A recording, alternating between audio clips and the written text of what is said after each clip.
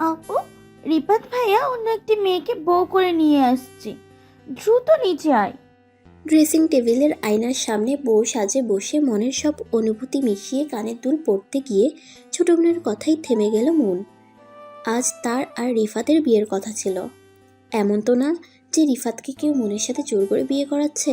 রিফাত নিজেই তো বিয়ের কথা তুলেছিল এতদিনের প্রেমের পরিণাম হিসেবে। কালকে রাতেও যে মানুষটা মনকে বিয়ের স্বপ্ন দেখিয়েছিল, হঠাৎ করেই একদিনের ভেতর কি এমন হয়েছে যে রিফাত অন্য কাউকে বিয়ে করে নিয়ে এসেছে? না, এটা কিছুতেই করবে না রিফাত। 2 বছরের প্রেমের পর বিয়ের দিন এমন কিছু ভুলেও করবে না। আর রিফাত তো মনকেই ভালোবাসে। এসব ভাবতেই ছোট বোন মীরার দিকে রাগি চোখে তাকালো মন। বীরু, সবসময় ফাজলামো পছন্দ করি না আমি। ফাজলামোর একটা সীমা থাকা উচিত। আপু, আমি সত্যি বলছি, তুমি নিচে এসে দেখো।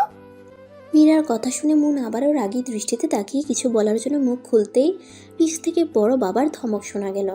মন বুঝতে পারলো না বড় বাবার হঠাৎ এত গরম হওয়ার কারণ। উনি তো সহজে কাউকে ধমক দেন না। তার মানে কি মীরা যা বলছে এসব? মন মীরার দিকে তাকাতেই মীরা নিচে যাওয়ার জন্য বোনকে অনুরোধ করলো। মন কিছু বুঝে উঠতেই বসা থেকে উঠে মীরার দিকে আর না তাকিয়ে দ্রুত বউ সাজে দৌড় দিল। মীরাও মনের পেছন পেছন ডাক দিতে দিতে ছোট লাগালো। সিঁড়ি বেয়ে লেহেঙ্গা পরে দৌড়ে নিচে নামতে গিয়ে অনেকবার হোঁচটও খেলো মন। সে সেসবকে পাত্তা না দিয়ে নিচে নামতেই স্তব্ধ হয়ে গেল। তোকে আমার ছেলে বলতেও লজ্জা লাগছে। এই শিক্ষা দিয়েছি আমি? তুই এখনই ঘর থেকে বের হ। আমি বড় বাবা রিফাতকে আরো কিছু গালি দিতে গিয়ে মনকে দেখে থেমে গেল। দরজার সামনেই রিফাতের সাথে অন্য একটি মেয়ে বউ সাজে মাথা নিচু করে দাঁড়িয়ে আছে। মন কিছুই বুঝে উঠতে পারছে না। এই মেয়েটির জায়গায় তো মনের দাঁড়ানোর কথা ছিল, তবে কে এই মেয়ে? পাশেই সব আত্মীয় স্বজনরা দাঁড়িয়ে আছে। কেউ কেউ তো একে অপরের সাথে ইতিমধ্যে কানাঘুষা শুরু করে দিয়েছে। মন ধীরে ধীরে রিফাতের সামনে গিয়ে দাঁড়িয়ে কাঁপা কাঁপা কণ্ঠে বলে উঠল। তুমি মজা করছো তাই না? মনের কথায় রিফাত একবার মাথা তুলে এক পলক মনের দিকে তাকিয়ে পুনরায় মাথা নিচু করে ফেলল। মন এবার রিফাতের দিক থেকে মুখ ঘুরিয়ে রিফাতের পাশে বউ সাজে মেয়েটার দিকে তাকালো। আপু, আপনি বলেন, রিফাত আমার সাথে মজা করছে তাই না? আপনি হয়তো বা আমার রিফাতের ফ্রেন্ড না? মেয়েটি চোখ তুলে মনের দিকে তাকালো। মনের কাণ্ড দেখে তার চোখও ছলছল করে উঠল। হয়তো মন এতটাই বাচ্চামো স্বভাব করবে তা মেয়েটির ধারণার বাহিরে ছিল। মন একে একে তার বড় বাবা, বড় মা, মায়ের সামনে গিয়ে দাঁড়ালো। ও মা, তোমরা বলো না এইসব মিথ্যা। আমি জানি এইসব মিথ্যা।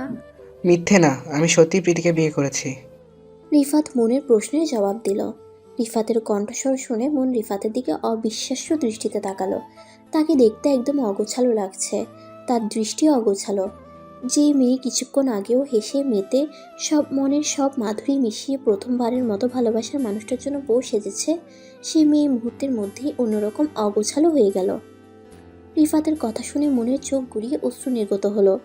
নিজ হাতে চোখে কাজল দিয়ে রাঙিয়েছিল, সেই কাজল কিছুক্ষণ না হতেই কালো পানিতে পরিণত হলো। মন কিছুক্ষণ রিফাতের দিকে তাকিয়ে পুনরায় তার দিকে এগিয়ে গেল। 2 বছরের ভালোবাসা সবটা মিথ্যে ছিল।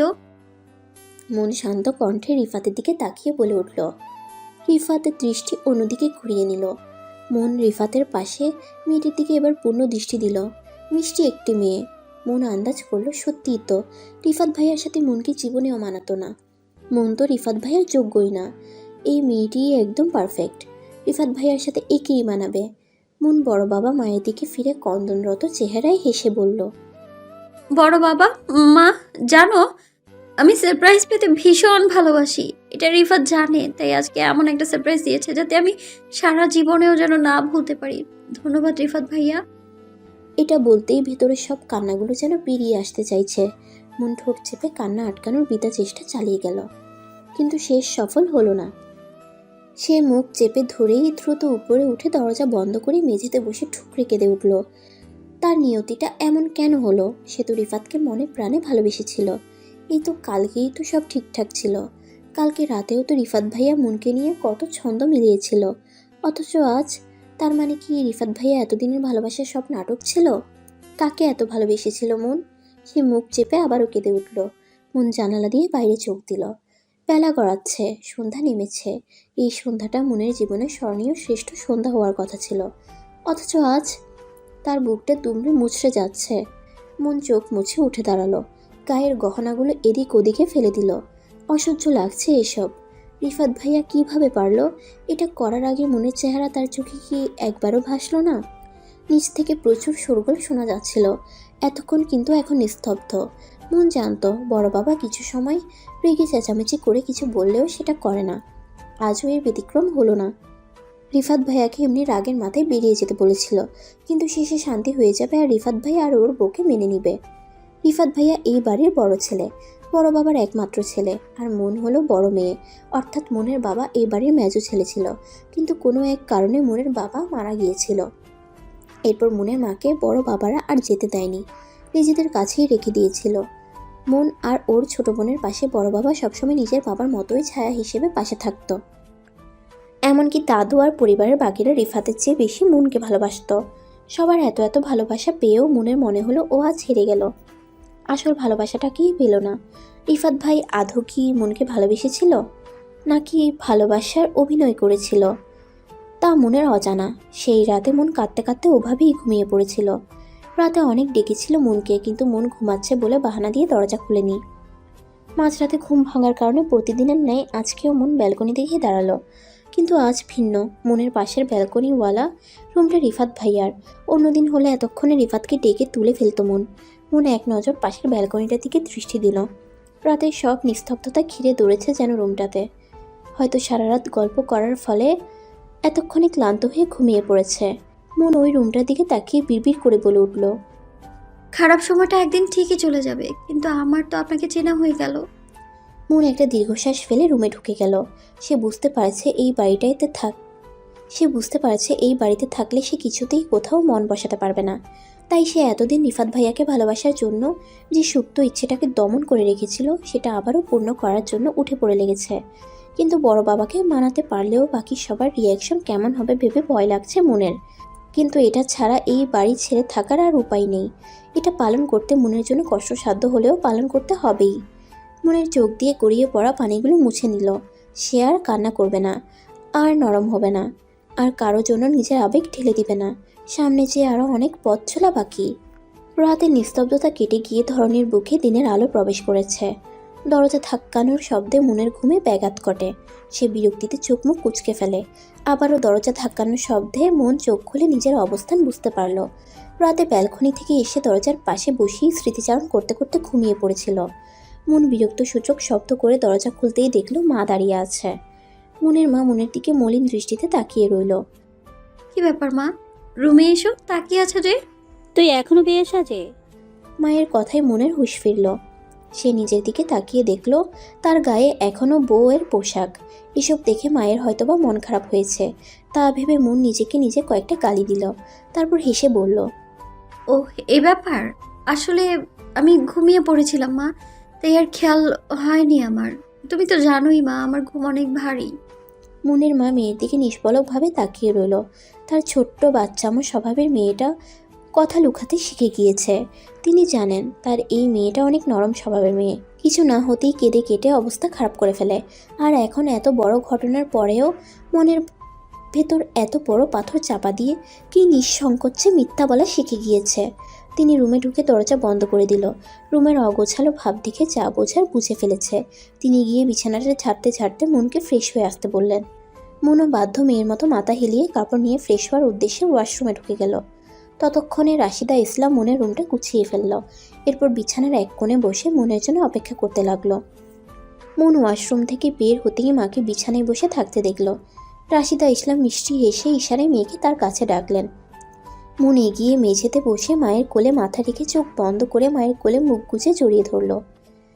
পৃথিবীর সবচেয়ে নির্ভরযোগ্য স্থান হলো মায়ের কোল, যেখানে নিঃসন্দেহে সব দুঃখ কষ্ট জমিয়ে রাখা যায়। রাশিদা ইসলাম মেয়ের মাথায় পরম যত্নে হাত বুলাতে লাগলো। সে জানে তার এই মেয়ে মন খারাপ হলেই মায়ের কোলে মাথা রেখে শান্তি পায়। কিন্তু আজ শত মন খারাপ হলেও সে রাশিদা ইসলামের কাছে যেত না, কারণ সে তার দুঃখে মাকে ব্যথিত করতে চায়নি। মনের চোখ গড়িয়ে অশ্রু নির্গত হলো। কাঁদবে না বললেও কান্না আসে। সে বুঝতে পারছে কিছুতেই এই বাসায় থাকা হবে না। এই বাসায় থাকলে প্রতি পদে পদে 2 বছরের অতীত স্মরণ হবে। জীবনটাকে সুন্দর করে গুছিয়ে নিতে পারবে না। রাশিদা ইসলাম মেয়ের চোখে পানি দেখে মেয়ের মুখ পানে তাকালো। তিনি মুচকি হেসে মেয়ের চোখের পানিগুলো নিজের হাতে পরম যত্নে মুছে দিল। কাঁদে না মা, জীবনে চলতে গেলে এমন কত কিছুই তো ঘটে, সব কিছু মাথা নিতে হয় না মা। কিছু কিছু জিনিস ভুলে গেলেই ভালো। সামনে যে এখনো তোর সম্পূর্ণ জীবনটাই বাকি। আমি জানি আমার মেয়ে পারবে সব ভুলে আবারও নতুন করে জীবন গুছিয়ে নিতে। মন মাথা তুলে মায়ের দিকে তাকালো। মা, আমি একটা জিনিস চাইলে তুমি দিবে? রাশিদা ইসলাম মেয়ের কথা শুনে মুচকি হেসে বলল, কেন দিব না মা, তোরা দুই মেয়ের জন্যই আমি সব করতে পারবো। মন মায়ের কথা শুনে কিছুক্ষণ মায়ের দিকে তাকিয়ে রইল। সে জানে এখন মন কথাটি বললে মা কান্না করে দিবে, কিন্তু এটা করা ছাড়া যে মনের আর উপায় নেই। মা, আমার একটা ইচ্ছে ছিল, তা তো তুমি জানতে, কিন্তু এই বিয়ে উপলক্ষে এই ইচ্ছেটাকে বিদায় জানিয়েছিলাম। হ্যাঁ, তা তো জানি। ওই বিদেশে পড়তে যাওয়াই ইচ্ছে। অনেক আগে একবার বলেছিলি যে তুই। বলতে বলতে থেমে গেল রাশিদা ইসলাম। তিনি কিছু বুঝে উঠতেই মুহূর্তের মধ্যেই মুখটা মলিন হয়ে গেল। মন কান্নারত চোখে মাখে অনুরোধ করলে রাশিদা ইসলাম বলে ওঠে, কিন্তু মন, মা প্লিজ, আমার এই একটা কথা রাখো। এ বাসায় থাকলে আমি কিছুতেই কোথাও মন বসাতে পারবো না। দরকার হলে আমি আবার দুই মেয়েকে নিয়ে বহুদূরে অন্য আর একটা বাসায় চলে যাব, তবুও তোকে ছাড়ছি না আমি। তোদের ছাড়া আমি আমার জীবন ভাবতেও পারবো না। মা, এমন কথা ভুলেও বলো না। বাবা মারা যাওয়ার পর বড় বাবা আমাদের আলাদা হতে দেয়নি, আর এখন আমার জন্য কেন আলাদা হবে? আমি হতে দিব না মা। বড় বাবা মায়েরা ওরা তো কিছু করেনি, তাদের থেকে কেন আলাদা হবে মা? বাবা মারা যাওয়ার পর আমাদের আগলে রেখেছেন ওনারা। তাহলে হোস্টেলে আমি গিয়ে দেখে আসবো। হোস্টেলে থাকলে বাসায় আমার আসতেই হবে। এই বাসায় আসলেই আমার অতীত পুনরায় মনে পড়বে। আমি ভুলতে পারবো না মা, প্লিজ মা। রাশিদা ইসলাম মেয়ের দিকে তাকিয়ে রইল। মেয়ের একটা কথাও তার ফেলনা মনে হলো না। কতটা কষ্ট নিয়ে মেয়েটা এমন কথা বলছে তা ভাবা উচিত। তিনি মনের মুখ দু হাতে আবদ্ধ করে নিয়ে বলে উঠল, বড় হয়ে গেছিস তুই মা। দুপুরে খাওয়ার জন্য মনের ছোট বোন মীরাকে দিয়ে বড় বাবা ডাকতে পাঠিয়েছে, যার কারণে মন বাধ্য হয়ে নিচে নামলো। মন টেবিলের কাছে গিয়ে বসতেই দেখলো রিফাতের চেয়ারটা খালি। মন বুঝতে পারলো এটা বড় বাবারই কাজ। হয়তো রাগে রিফাত ভাইয়াকে একসাথে খেতে নিষেধ করে দিয়েছে। সবার পরেই ও খেতে পারবে। টেবিলের এক পাশে নতুন বউ দাঁড়িয়ে আছে। মন টেবিলের কাছাকাছি যেতেই বড় বাবা মনকে ডেকে তার পাশে বসালো। এরপর নিজের প্লেট থেকে মনের প্লেটে মাছের মাথাটা তুলে দিল। সবাইকে ইশারে খাওয়া শুরু করতে বলল। এই বাড়ির নিয়ম এটা, বড় বাবা যতক্ষণ কিছু বলবে না ততক্ষণ কেউ মুখ খুলবে না। সবাই অনেক মান্য করে, তাই তো সবাই একসাথে এতদিন আছে। মা, তুমি মীরার পাশের চেয়ারটাতে বসে খেয়ে নাও। বড় বাবা নতুন বউয়ের উদ্দেশ্যে বলে উঠল। না বাবা, আমি পরে খাবো। নতুন বউ মাথায় আঁচল টানতে টানতে বড় বাবার কথার প্রতি উত্তর করলো। এরপর বড় বাবা ও আর জোর করেনি। হয়তো রিফাত ভাইয়ার সাথে খাবে বলে একসাথে খাচ্ছে না। মন খেতে না পারলেও খাওয়ার অভিনয় করে যাচ্ছে। এই তো মনের পাশের চেয়ারটাতে এতদিন রিফাত ভাইয়াই বসেছিল, আর আজ মনের কেন জানি ভীষণ কান্না পাচ্ছে। খাওয়ার মাঝখানে মন বড় বাবার দিকে একবার তাকালো। মনে মনে নিজেকে কথাটা বলার জন্য প্রস্তুত করে নিল, কিন্তু তবুও কোথাও একটা বাধা কাজ করছে। ভয় ভয় লাগছে, কিন্তু এখন এত কিছু ভাবলে চলবে না। ভয়কে একপাশে ফেলে অবশেষে মনের সাথে দীর্ঘক্ষণ যুদ্ধ করে বড় বাবাকে ডাক দিল। বড় বাবা। মনের ভয় ভয় কণ্ঠস্বর শুনে আফজাল শেখ খাওয়া থেকে চোখ তুলে মনের দিকে তাকালো। টেবিলে বসা বাকিদের দৃষ্টিও ততক্ষণে মনের দিকে। হ্যাঁ মা। বাবা, আমি কিছু একটা চাইলে তুমি দিবে? হ্যাঁ, অবশ্যই দিব, তুই নিঃসংকোচে বল। বাবা, আমি বাইরের দেশে গিয়ে পড়তে চাই। এই ইচ্ছেটা আমার অনেক আগে থেকেই, কিন্তু কোনো কারণে এতদিন দমিয়ে রাখলেও এখন আর পারছি না। এখন তো আর কোনো বাধা নেই। মন এক নিঃশ্বাসে কথাগুলো বলে বড় বাবার দিকে তাকালো। জানে না কিভাবে এত কঠিন কথাগুলো এত স্বাভাবিকভাবে বলতে পেরেছে মন। আফজাল সে কিছু সময় মনের দিকে শান্ত দৃষ্টিতে তাকিয়ে রইল। তার কোনো ভাবান্তর নেই, যেন এমন কিছু হওয়ারই ছিল। মন এমন কিছু বলবে তা যেন তিনি আগে থেকেই জানতেন। বাকিদের দৃষ্টি হতভাগ, স্তব্ধ। তাদের কেউরই আর বোঝার বাকি নেই যে মনের হঠাৎ করে এমন সিদ্ধান্ত নেওয়ার কারণ। মন খাওয়া শেষে সিঁড়ি দিয়ে উঠতে গেলেই রিফাতকে নামতে দেখল। এমন ভাব করছে যেন কিছুই হয়নি। মন না দেখার ভান করে রিফাতকে পাশ কাটিয়ে উঠতে গেলেই রিফাতের ডাকে পা স্থির হয়ে গেল। মন। মন নিজেকে যথাসম্ভব শান্ত রাখার চেষ্টা করেও পারল না। রাগী দৃষ্টিতে রিফাতের দিকে আঙ্গুল তাক করে কিছু বলার উদ্দেশ্যে ফিরতেই নিচে বড় বাবাকে দেখে থেমে গেল। বড় বাবাকে দেখে রিফাত মাথা নিচু করে নেমে গেল। রাতে কেউ একজনের দরজা নক করার শব্দে মনের অতীত ভাবনার ব্যাঘাত ঘটল। সময় পেলেই সে ব্যালকনিতে গিয়ে পাশের ব্যালকনিটার দিকে তাকিয়ে রয়। আজ 2 দিন যাবৎ একসাথে পাশাপাশি ব্যালকনিতে দাঁড়িয়ে গল্প করা হয় না। মনে হচ্ছে যেন অনেক দিন হয়ে গেল। মন একটা দীর্ঘশ্বাস ফেলে রুমে ঢুকে দরজা খুলতেই দেখতে পেল বড় বাবা দাঁড়িয়ে আছে।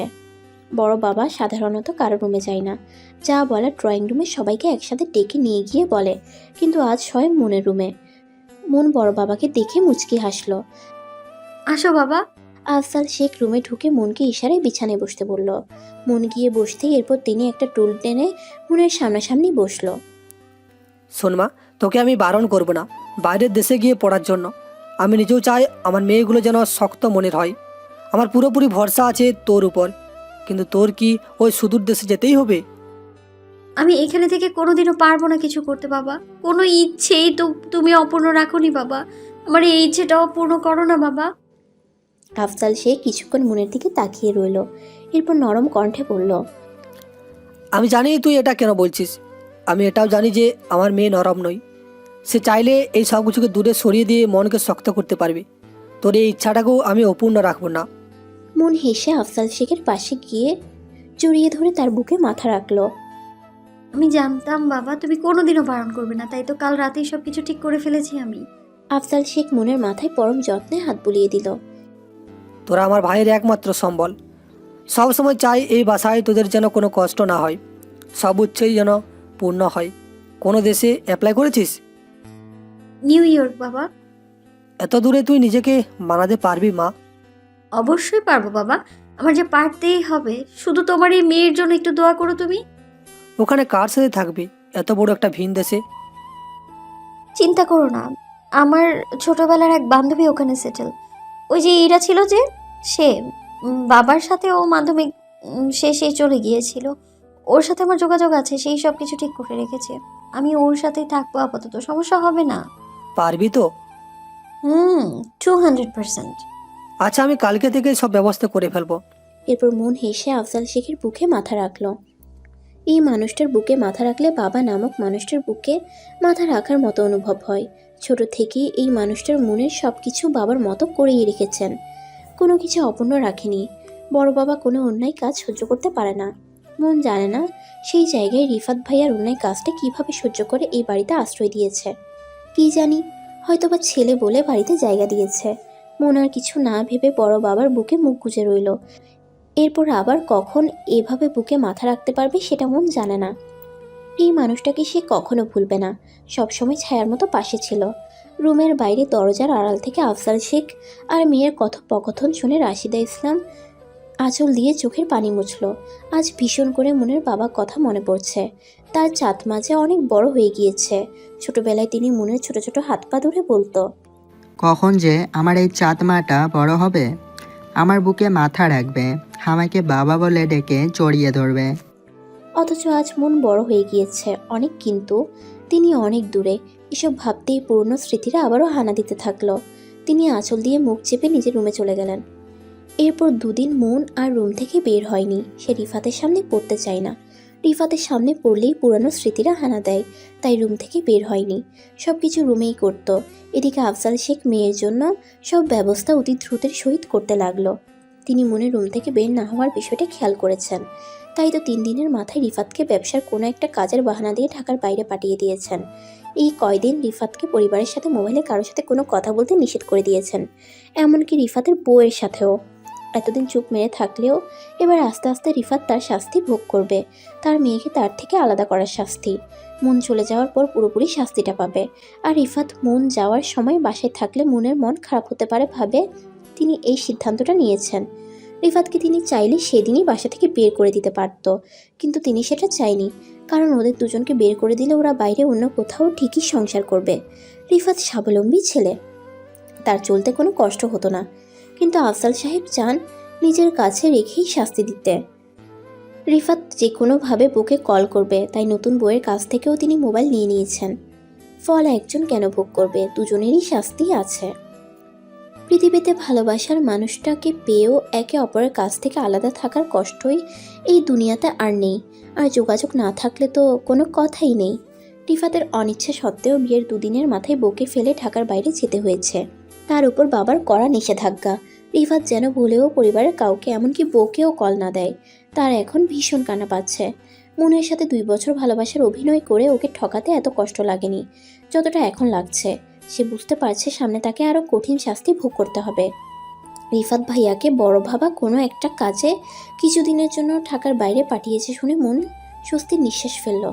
যাক, অন্তত বাসায় যতদিন আছে ততদিন সবার সাথে মিলেমিশে থাকতে পারবে মন। নিচে নামার আগে যথেষ্ট নিজেকে পরিপাটি করে নিল। যতই উপরে বলুক না কেন, মন আর এইসব ভাববে না। কিন্তু দিন শেষে আবারও পুরনো বিশ্রী অনুভূতিটা হানা দেয়। ব্যালকনিতে গেলে আরও বেশি খারাপ লাগে, কারণ এই ব্যালকনিতেই পাশাপাশি তারা গভীর রাত পর্যন্ত আড্ডা দিত। মনের তখন মনে হতো সেই মনে হয় সুখী, অথচ সব নাকি মিথ্যে ছিল। মন তাচ্ছিল হাসি দিল। মন আর কিছু না ভেবে নিজের তিক্ত অনুভূতিটাকে হাসির আড়ালে ঢেকে সবার সাথে আড্ডা দেওয়ার উদ্দেশ্যে নিচে নামলো।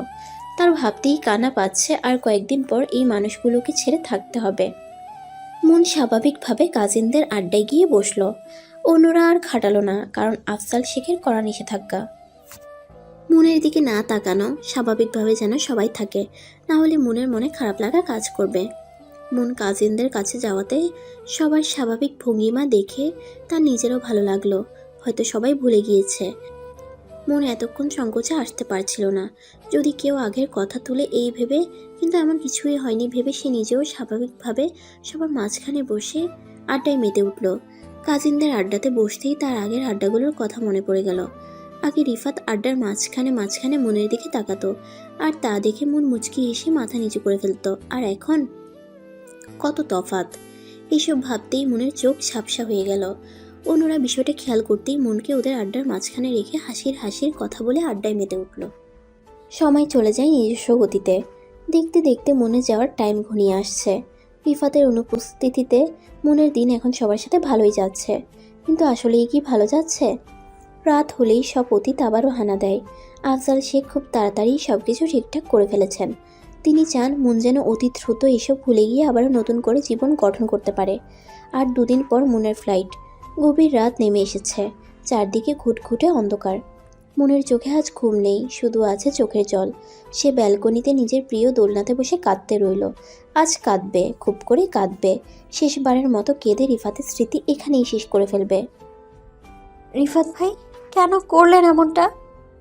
আপনি যদি ওই আপুকে ভালোবাসতেন তাহলে আমার 2 বছর কেন নষ্ট করলেন? আমার সুখের জীবনটাকে কেন এতটা বিশ্রী অতীত বানিয়ে দিলেন আপনি? আগে কেন বুঝতে পারিনি আমি যে নিঃস্ব হয়ে গেলাম রিফাত ভাই। আপনাকে চাইলেও ঘৃণা করতে পারছি না। সারাদিন মুখের উপর মিথ্যে হাসি ঝোলাতে ঝোলাতে আমি ক্লান্ত। আপনার জন্য আমার এত সুন্দর পরিবার ছেড়ে ভিন দেশে যেতে হচ্ছে, তবুও মনে প্রাণে দোয়া করি আপনি যেন সুখী হন। আপন মনে বিড়বিড় করে উঠল মন। তার 2 চোখ বেয়ে আজ অজস্র ধারায় জল গড়িয়ে পড়ছে। মন আজ তার চোখের জল মুছবে না। এই জলের সাথেই রিফাতের স্মৃতি বিসর্জন দিবে। আজকের পর থেকে আর ভাববে না, নিজের জীবনের দিকে ফোকাস করবে। তার মা, বড় বাবা যে তার সুন্দর জীবনের আশায় তাকিয়ে আছে। মন চোখ মুছে উঠে দাঁড়ালো। বিছানায় শোবার পরও ঘুম আসছে না। এই 2 বছরের প্রতি রাতেই রিফাতের সাথে কথা শেষ করে ঘুমাতে যেত। অভ্যাসটা চাইলেও বদলানো যাচ্ছে না। রাতে কারোর সাথে কথা বলে নিয়ম করে প্রতিদিন ঘুমাতে যাওয়ার অভ্যাসটা সবচেয়ে বাজে অভ্যাস। মনের চোখ বেয়ে অশ্রু গড়িয়ে বালিশ ভিজে যাচ্ছে। মন সেই জল আজ আর মুছবে না। চোখের পানি হয়ে ঝরতে থাকুক হৃদয়ের গহীন ব্যথাগুলো। ভালোবাসার মানুষটার জন্য যত হৃদয়ের গহীন ভালোবাসা আছে সব আজ মুছে যাক বেপরোয়া মনে লুকায়িত দীর্ঘশ্বাস। কাঁদতে কাঁদতে মন একসময় ঘুমিয়ে গেল। অন্যদিকে রিফাতের দিন যেন কাটছেই না। প্রীতির সাথে কথা না বলে তার দিন যেন কাটতেই চাইছে না। কোনো কাজেই মন বসাতে পারছে না। বাবাও কোনো যোগাযোগ করতে দিচ্ছে না। কেমন আছে মেয়েটা সেই খবর পর্যন্ত জানতে পারছে না রিফাত। মনের সাথে 2 বছর ভালোবাসার অভিনয়ের পরই প্রীতিকে পেয়েছিল রিফাত। 2 বছর আগে এক বন্ধুর আত্মীয়ের বিয়েতে প্রীতিকে দেখেছিল মন। প্রথম দেখাই ভালোবেসে ফেলেছিল রিফাত, কিন্তু প্রীতিকে এরপর হাজার খুঁজেও পেল না। রিফাতের যখন পাগল পাগল অবস্থা, ঠিক তখনই বন্ধুরা তাকে একটি শর্ত জুড়ে দিচ্ছিল যে প্রীতিকে পেতে হলে রিফাতের নিজের চাচাতো বোন মুনের সাথে 2 বছর প্রেমের নাটক করতে হবে। বিয়ের দিন সে প্রীতিকে পাবে, ওরা প্রীতিকে রিফাতের জন্য খুঁজে দিবে। রিফাত প্রথমে মুনের সাথে প্রেমের বিষয়টা মানতে না চাইলেও পরে প্রীতিকে পাওয়ার লোভে হিতাহিত জ্ঞান শূন্য হয়ে মুনের সাথে অভিনয় করেছিল। আর এছাড়াও মুনের প্রতি রিফাতের ছোটোবেলা থেকেই একটা সুপ্ত রাগ ছিল, কারণ রিফাত শেখ পরিবারের বড় সন্তান হয়েও সবাই রিফাতের চেয়ে মুনকেই বেশি ভালোবাসত, যার ফলে মনের প্রতি রিফাতের চাপা ক্ষোভ ছিল। তাই তো বন্ধুদের কথায় রাজি হয়ে গিয়েছিল। এক ঢিলে 2 দিকেই কাজ হয়ে যাবে ভেবে রিফাত মনের উপর ছোটকাল থেকেই ক্ষোভটা এভাবেই মিটিয়ে ফেলতে চেয়েছিল। মনের সাথে এত বড় অন্যায় করার পরেও রিফাতের একটুও অনুশোচনা হচ্ছে না। রিফাত এখন বুঝতে পারছে মনের সাথে হয়তো একটু বেশিই অন্যায় করে ফেলেছে। ছোটবেলার রাগটা ভালোবাসার নাটক করে এভাবে মিঠানো উচিত ছিল না। ভালোবাসার মানুষটাকে না পাওয়া যে কতটা যন্ত্রণা তা রিফাত হাড়ে হাড়ে টের পাচ্ছে। তবুও মনের প্রতি অতটা অপরাধবোধ জেগে উঠছে না, শুধুমাত্র প্রীতির জন্য খারাপ লাগছে। দেখতে দেখতে মনের যাওয়ার দিন ঘনিয়ে আসলো। আজ রাত 12টায় মনের ফ্লাইট। কিছু সময় পরই মনের চোখ ভিজে আসছে। মা বাবা বড় মা এদের কাছ থেকে বিদায় নিয়ে ওই দূর দেশে পাড়ি দিয়ে কিভাবে থাকবে তা ভাবতেই মনের চোখ ভরে উঠছে। বিকেল গড়িয়ে সন্ধ্যা নেমে এলো। মন এক হাতে কাপড় গোছাচ্ছে, আরেক হাত দিয়ে একটু পরপর চোখের জল মুছছে। রাশিদা ইসলাম মনের রুমে এসে মনকে জড়িয়ে ধরে কেঁদে উঠল। মন নিজের হাতে পরম যত্নে মায়ের চোখের জল মুছে মুচকি হাসলো। মা, তুমি এভাবে কাঁদলে আমার তো যেতে ইচ্ছে করবে না। আর আমি তো একবারের জন্য যাচ্ছি না, সবসময় ফোনে ভিডিও কলে আমাকে দেখতে পারবে। এখন একটু হাসো, নাহলে আমারও যেতে মন চাইবে না তো। রাশিদা ইসলাম মনের কপালে আলতো করে চুমু খেয়ে বলল, আচ্ছা আর কাঁদবো না, তুই সবসময় কল করবি তো আমাদের? হ্যাঁ, পাক্কা। মন মায়ের পাশে বসে 2 হাতে মাকে জড়িয়ে ধরল। কতদিন এই মাকে কাছে পাবে না ভাবতেই কান্না পাচ্ছে, কিন্তু মায়ের সামনে তাকে যে শক্ত থাকতে হবে। রাশিদা ইসলাম একটু আসছি বলে মনের রুম থেকে বেরিয়ে গেল। এরপর সাথে সাথে হাতে কিছু একটা নিয়ে আবারও মনের রুমে প্রবেশ করলো।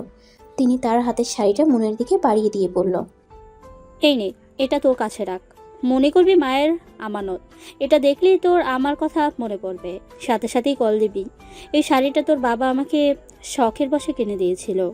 তোর বাবার অনেক পছন্দের শাড়ি ছিল, সবসময় আমাকে বলতো তুমি এটা একদিন পরিও, অথচ পরার আগেই আমাকে একা রেখে চলে গেল। আজকে আমি এটা তোর হাতে তুলে দিলাম, ওই দেশে গিয়ে আমাদের সংস্কৃতিটা যাতে ভুলে না যাস। মন শাড়িটা এক হাতে নিয়ে অন্য হাতে শাড়ির উপর হাত বুলালো। এই শাড়িতেই তার বাবার ছোঁয়া আছে ভাবতেই এক অন্যরকম ভালো লাগা কাজ করছে। সাদা পাড়ের নীল রঙা শাড়ি, অসম্ভব সুন্দর শাড়ি। যতই শাড়িটার দিকে তাকাচ্ছে ততই বাবার কাছে যাচ্ছে অনুভূতি হচ্ছে। ক্ষণে ক্ষণে চোখ ভরে উঠছে শাড়িটার দিকে তাকালে, কিন্তু এখন মায়ের সামনে কান্না করা যাবে না। তাই মন মুচকি হেসে শাড়িটা নিজের কাপড়ের সাথে গুছিয়ে ব্যাগে ঢুকালো। মীরা এসে বড় বাবা নিচে অপেক্ষা করছে বলতেই মন উঠে দাঁড়ালো। মীরাকে গিয়ে জড়িয়ে ধরলো মন। মীরা তো কেঁদে কেটে অবস্থা খারাপ। এরপর একে একে সবার কাছ থেকে বিদায় নিয়ে বড় বাবার সাথে এয়ারপোর্টের উদ্দেশ্যে বেরিয়ে পড়লো মন। রাত হয়ে যাওয়াতে বড় বাবা একাই যাচ্ছে। কাউকে যেতে বারণ করেছে, কারণ তিনি জানে ওখানে সবাই গেলে মনের যাওয়ার দিকে তাকিয়ে সবাই কান্না জুড়ে দিবে।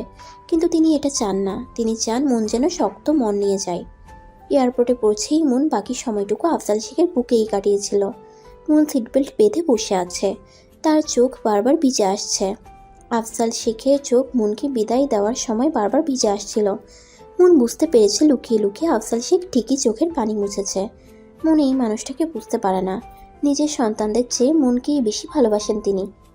তিনি মনকে বিদায় দেওয়ার সময় বারবার করে বলেছিলেন মন যাতে শক্ত থাকে, জীবনে যেন হেরে না যায়। মন পারবে। কিছুক্ষণের মধ্যেই এয়ার হোস্টেস এসে সবাইকে দরকারি কথাগুলো বুঝিয়ে দিল। প্লেনটা বিরাট ছাঁকুনি দিয়ে একটু একটু করে উড়া শুরু করলো। প্লেন যত চলছে মনের মন তত বিষণ্ণতায় ভরে যাচ্ছে। এতদিন নিজের মনকে সবার সামনে শক্ত রাখতে পারলেও এখন আর পারছে না। মনে হচ্ছে নিজের আপন জনদের ফেলে অনেক দূরে চলে যাচ্ছে। কিভাবে চলবে পরিবার ছাড়া এমন একটা ভিন দেশে মন। পাড়ি জমালো এক ভিন দেশে মন, যে দেশে তার কোনো চেনা পরিচিত মানুষ নেই, শুধুমাত্র ছোটবেলার একটা বান্ধবী ছাড়া।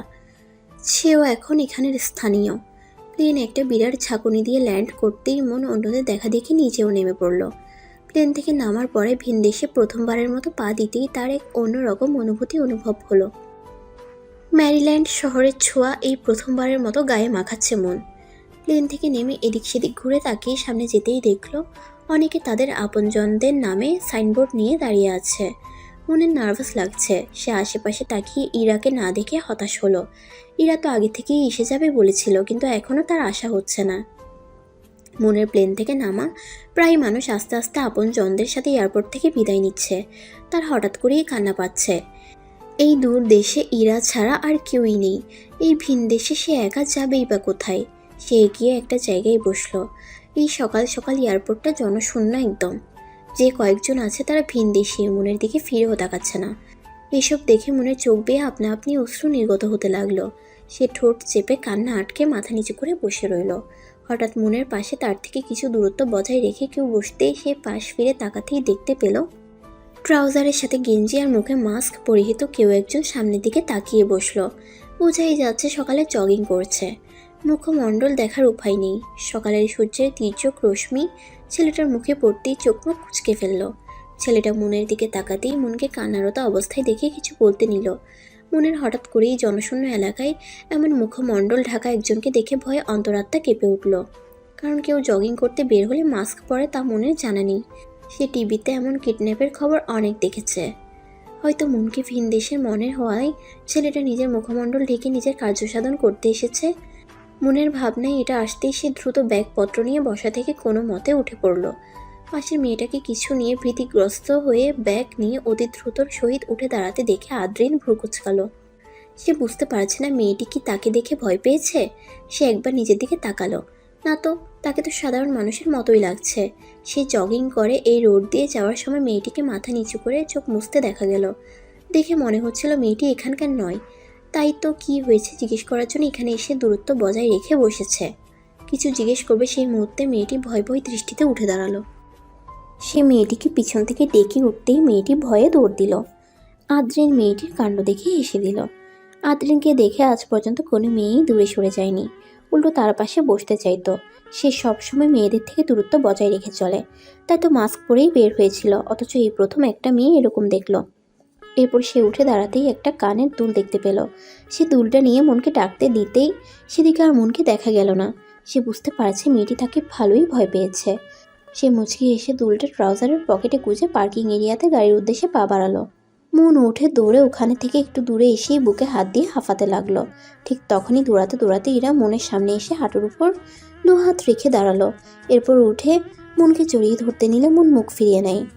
আম এক্সট্রিমলি সরি মন, ঘুম থেকে উঠতেই লেট হয়ে গিয়েছিল। তুই তো জানিস সেই ছোটোকাল থেকেই আমার ঘুম ভীষণ ভারী। অ্যালার্মের আওয়াজেও ঘুম ভাঙলো না। অবশেষে পাপা উঠে ডাকার পর মনে পড়লো তুই আসবি যে। এটা এবারের মতো মাফ করে দে মন। ইরা বাচ্চা বাচ্চা ভাব করে কানে ধরতেই মন হেসে দিল। এরপর ইরা গিয়ে জড়িয়ে ধরতে মনও এতদিন পর বান্ধবীকে পেয়ে জড়িয়ে ধরল। পিছন থেকে আদ্রিন গাড়ি বের করে চলে যাওয়ার সময় ওদের কথোপকথন শুনে মুচকি হাসলো। মন চাঁদ বলেই আপন মনে বিড়বিড় করে পাকা হেসে নিজের গন্তব্যের উদ্দেশ্যে গাড়ি স্টার্ট দিল। ইরার সাথে গাড়িতে উঠে বসে বাসার উদ্দেশ্যে রওনা দিল। ক্লান্তিতে ম্যারিল্যান্ডের রাস্তা ভালোভাবে উপভোগ করতে পারল না মন। ইরাদের বাসাটা হচ্ছে মূলত ডুপ্লেক্স বাড়ি। ম্যারিল্যান্ডের প্রায় বাড়ি এমন সুন্দর সুন্দর। ইরাদের বাড়ির সামনে একটা ছোট বাগান আছে। ইরা আর ইরার বাবাই থাকে এই বাড়িতে। মন বাসায় ঢুকে আশেপাশে না তাকিয়ে ইরার কাছ থেকে রুম জেনে নিল। এরপর মোবাইল রেখে লম্বা একটা শাওয়ার নিয়ে ঘুমিয়ে পড়ল। কারো ধাক্কা ধাক্কিতে আধো আধো চোখ খুলে ইরাকে দাঁত বের করে হাসতে দেখে মনের রাগ চরম পর্যায়ে উঠে গেল। এভাবে ডাকছিস কেন? ঘুমোচ্ছি না? আর কত ঘুমাবি? একটু বিছানা ছেড়ে দেখ উঠে। মন চারদিকে তাকিয়ে দেখলো সন্ধ্যা নেমেছে। তার মানে সেই সকালে এসে শুয়েছিল, সে এতক্ষণ ঘুমিয়েছে। আমি পুরো দিন ঘুমাইলাম? না, আমাদের এখানে সকাল না হতেই সন্ধ্যা হয়ে যায়। এখন ওঠ, পাপা আসছে। আর কিছুই তো খেলি না। আয় খেতে আয়। তুই ফ্রেশ হয়ে আয়, আমি অপেক্ষা করছি। মন উঠে ফ্রেশ হয়ে ইরার সাথে নিচে নামলো। ইরার বাবার সাথে পরিচয় হয়ে খেয়ে নিল একসাথে। তিনি জানালো এখানকার একটা নামকরা ভার্সিটিতে ইরা পড়ে। মন আসবে ইরা জানিয়েছিল, তখনই তিনি মনের জন্য সব রেডি করে ফেলেছেন। এখন শুধু ইরার সাথে গিয়ে ক্লাস করার পালা। মনের বড় বাবা আফজাল শেখের সাথে তার কথা হয়েছে। এখানে মনকে নিশ্চিন্তে থাকতে বলেছেন। কিছু লাগলে ইরার সাথে গিয়ে নিয়ে আসতে বলেছেন। এইসব শুনে মন চিন্তামুক্ত হলো। যাক, অন্তত একজন সঙ্গী ওর সাথে আছে, তাই চিন্তা হচ্ছে না আর। ইরার বাবার সাথে কথা বলে বোঝা গেল মানুষটা বড্ড ভালো। কি সহজে মনকে নিজের মেয়ের মতো কথা দিয়ে আপন করে ফেললো। ইরার বাবা সবসময় বাড়ি থাকে না, ব্যবসার কাজে এক এক সময় এক এক জায়গায় যেতে হয়। এক সময় ইরা এত বড় বাড়িতে একাই এই সময় ইরা এত বড় বাড়িতে একাই থাকে। মন আসাতে তিনি চিন্তামুক্ত হলেন। রাতে খেয়ে দিয়ে মন রুমে এসে বসলো। ইরাও এসে সাথে বসলো। আজকের দিন তো ঘুমিয়ে কাটিয়ে দিলি, কিছুই তো দেখলি না ম্যারিল্যান্ডের। সমস্যা নেই, কাল দেখবো। প্রতিদিন ক্লাস আছে রে, তুই কি কাল থেকে যাবে ক্লাসে, নাকি আর কয়দিন রেস্ট নিবি? না রে, আমি বাসায় একা একা কি করব, আর কি এবার রেস্ট নিব? আমিও কালকে থেকে ক্লাসে যাব, তুই তো আছিসই। হ্যাঁ, ইরার মোবাইলে কল আসাতে সে এদিক ওদিক তাকিয়ে মনের দিকে তাকালো। ইরার ভাব ভঙ্গিমা দেখে মন যা বোঝার বুঝে ফেললো। সে মুচকি হেসে বলল। যা কথা বল। মনের কথা শুনে ইরা আমতা আমতা করে বলে উঠল। আমি পার্টিতে যাব। ইরার কথা শুনে মন অবাকের চরম পর্যায়ে পৌঁছে গেল। এত রাতে পার্টি? তুইও চল, এনজয় করবি আমার ফ্রেন্ডসদের সাথে। ইরা মনের উত্তরের অপেক্ষা না করে বলে উঠল। ইরা, তোর মাথা ঠিক আছে? এত রাতে পার্টিতে যাচ্ছিস? আঙ্কেল জানলে কি হবে ভাবতে পারছিস? এগুলো এখানে স্বাভাবিক, তুই এখানে প্রথম, তাই তোর অবাক লাগছে। কয়েকদিন যেতেই সব বুঝে যাবে। আর পাপা এখন ঘুমের ওষুধ খেয়ে ঘুমাবে, সকালে পাপা ওঠার আগে আমি চলে আসবো। সকালে ওঠার আগে বলতে তুই কি সারা রাত ওখানেই কাটাবি? ওহ মন, এগুলো এখানে সবাই করে, তুই গেলে আয়। না, আমি যাব না, তুই যা। আচ্ছা আমি যাই, তুই ঘুমা। এই বলে ইরা জামা চেঞ্জ করে বেরিয়ে গেল। মন ব্যালকনিতে গিয়ে দেখলো ইরা একটি ছেলেকে জড়িয়ে ধরে ছেলেটির সাথে গাড়িতে করে চলে যাচ্ছে। মনের খারাপ লাগলো।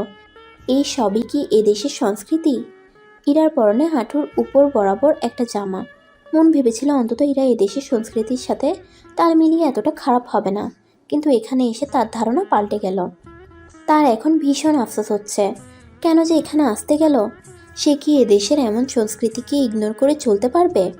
ইরা এখানে এসে নিজের সুন্দর সংস্কৃতিকে পায়ে ঠেলে এই দেশেরটা গ্রহণ করেছে। সে জানতো এখানকার মানুষরা এমন, কিন্তু ইরাও যে এমন হবে তা তার ধারণার বাহিরে ছিল। মাঝ রাতে হঠাৎ করে মনের ঘুম ভেঙে যাওয়ায় পাশ ফিরে দেখল ইরার জায়গা এখনও খালি। মন হাতে মোবাইল নিয়ে সময় দেখে নিল একবার। রাত 3টা বাজতে চলল আর ইরা এখনও আসেনি। হয়তো ইরা এখানে আগে থেকেই এসব করে আসছে। মন আর না ঘুমিয়ে ইরার জন্য অপেক্ষা করতে লাগলো। হঠাৎ নিচ থেকে গাড়ির হর্নের আওয়াজ শুনতেই সে ব্যালকনিতে গিয়ে দেখল ইরা নামছে। ইরাকে কেমন জানি অগোছালো লাগছে মনের কাছে। ইরা রুমে ঢুকেই হ্যান্ডব্যাগটা ছুঁড়ে মেরে অগোছালোভাবেই বিছানায় শুয়ে পড়ল। মন কিছু সময় ইরার দিকে নিষ্পলক দৃষ্টিতে তাকিয়ে রইল। তারপর এগিয়ে গিয়ে ইরাকে সোজা করে শুয়ে দিল। পা থেকে জুতা জোড়া খুলতে রাখলো আর গায়ে লেপ টেনে দিল। এরপর নিজেও আবার শুয়ে পড়ল। সে ভাবেনি ম্যারিল্যান্ডে তার প্রথম রাত এত তিক্তভাবে কাটবে। তার সব ছেড়ে ছুড়ে নিজের পরিবারের কাছে চলে যেতে ইচ্ছে করছে, কিন্তু শেষ পর্যন্ত থাকতে তো হবেই, কারণ সবাইকে কথা দিয়ে আসছিল এখানে থেকেই পড়াশোনা শেষ করে ফিরে যাবে আবারও নিজের মাতৃভূমিতে। রাতের নিস্তব্ধতা কেটে গিয়ে ধরনের বুকে সূর্যের কিরণের ছড়াছড়ি ম্যারিল্যান্ডে। মন আধো আধো চোখ খুলতেই সূর্যের তীর্যক রশ্মি এসে চোখে পড়তেই চোখ মুখ কুচকে তাকাতেই দেখল ইরা জানালার পর্দা সরিয়ে মনের সামনে কফির মগ নিয়ে দাঁড়িয়ে আছে। ইরাকে দেখতে একদম স্বাভাবিক লাগছে। মনে হচ্ছে যেন রাতের সব কিছু মনের দেখা স্বপ্ন ছিল, যে স্বপ্নের ছিটেফোঁটার এক অংশও বাস্তবের সাথে মিল নেই। মনকে ইরার দিকে অবাক হওয়ার ভঙ্গিমায় তাকিয়ে থাকতে দেখে ইরা হাসলো।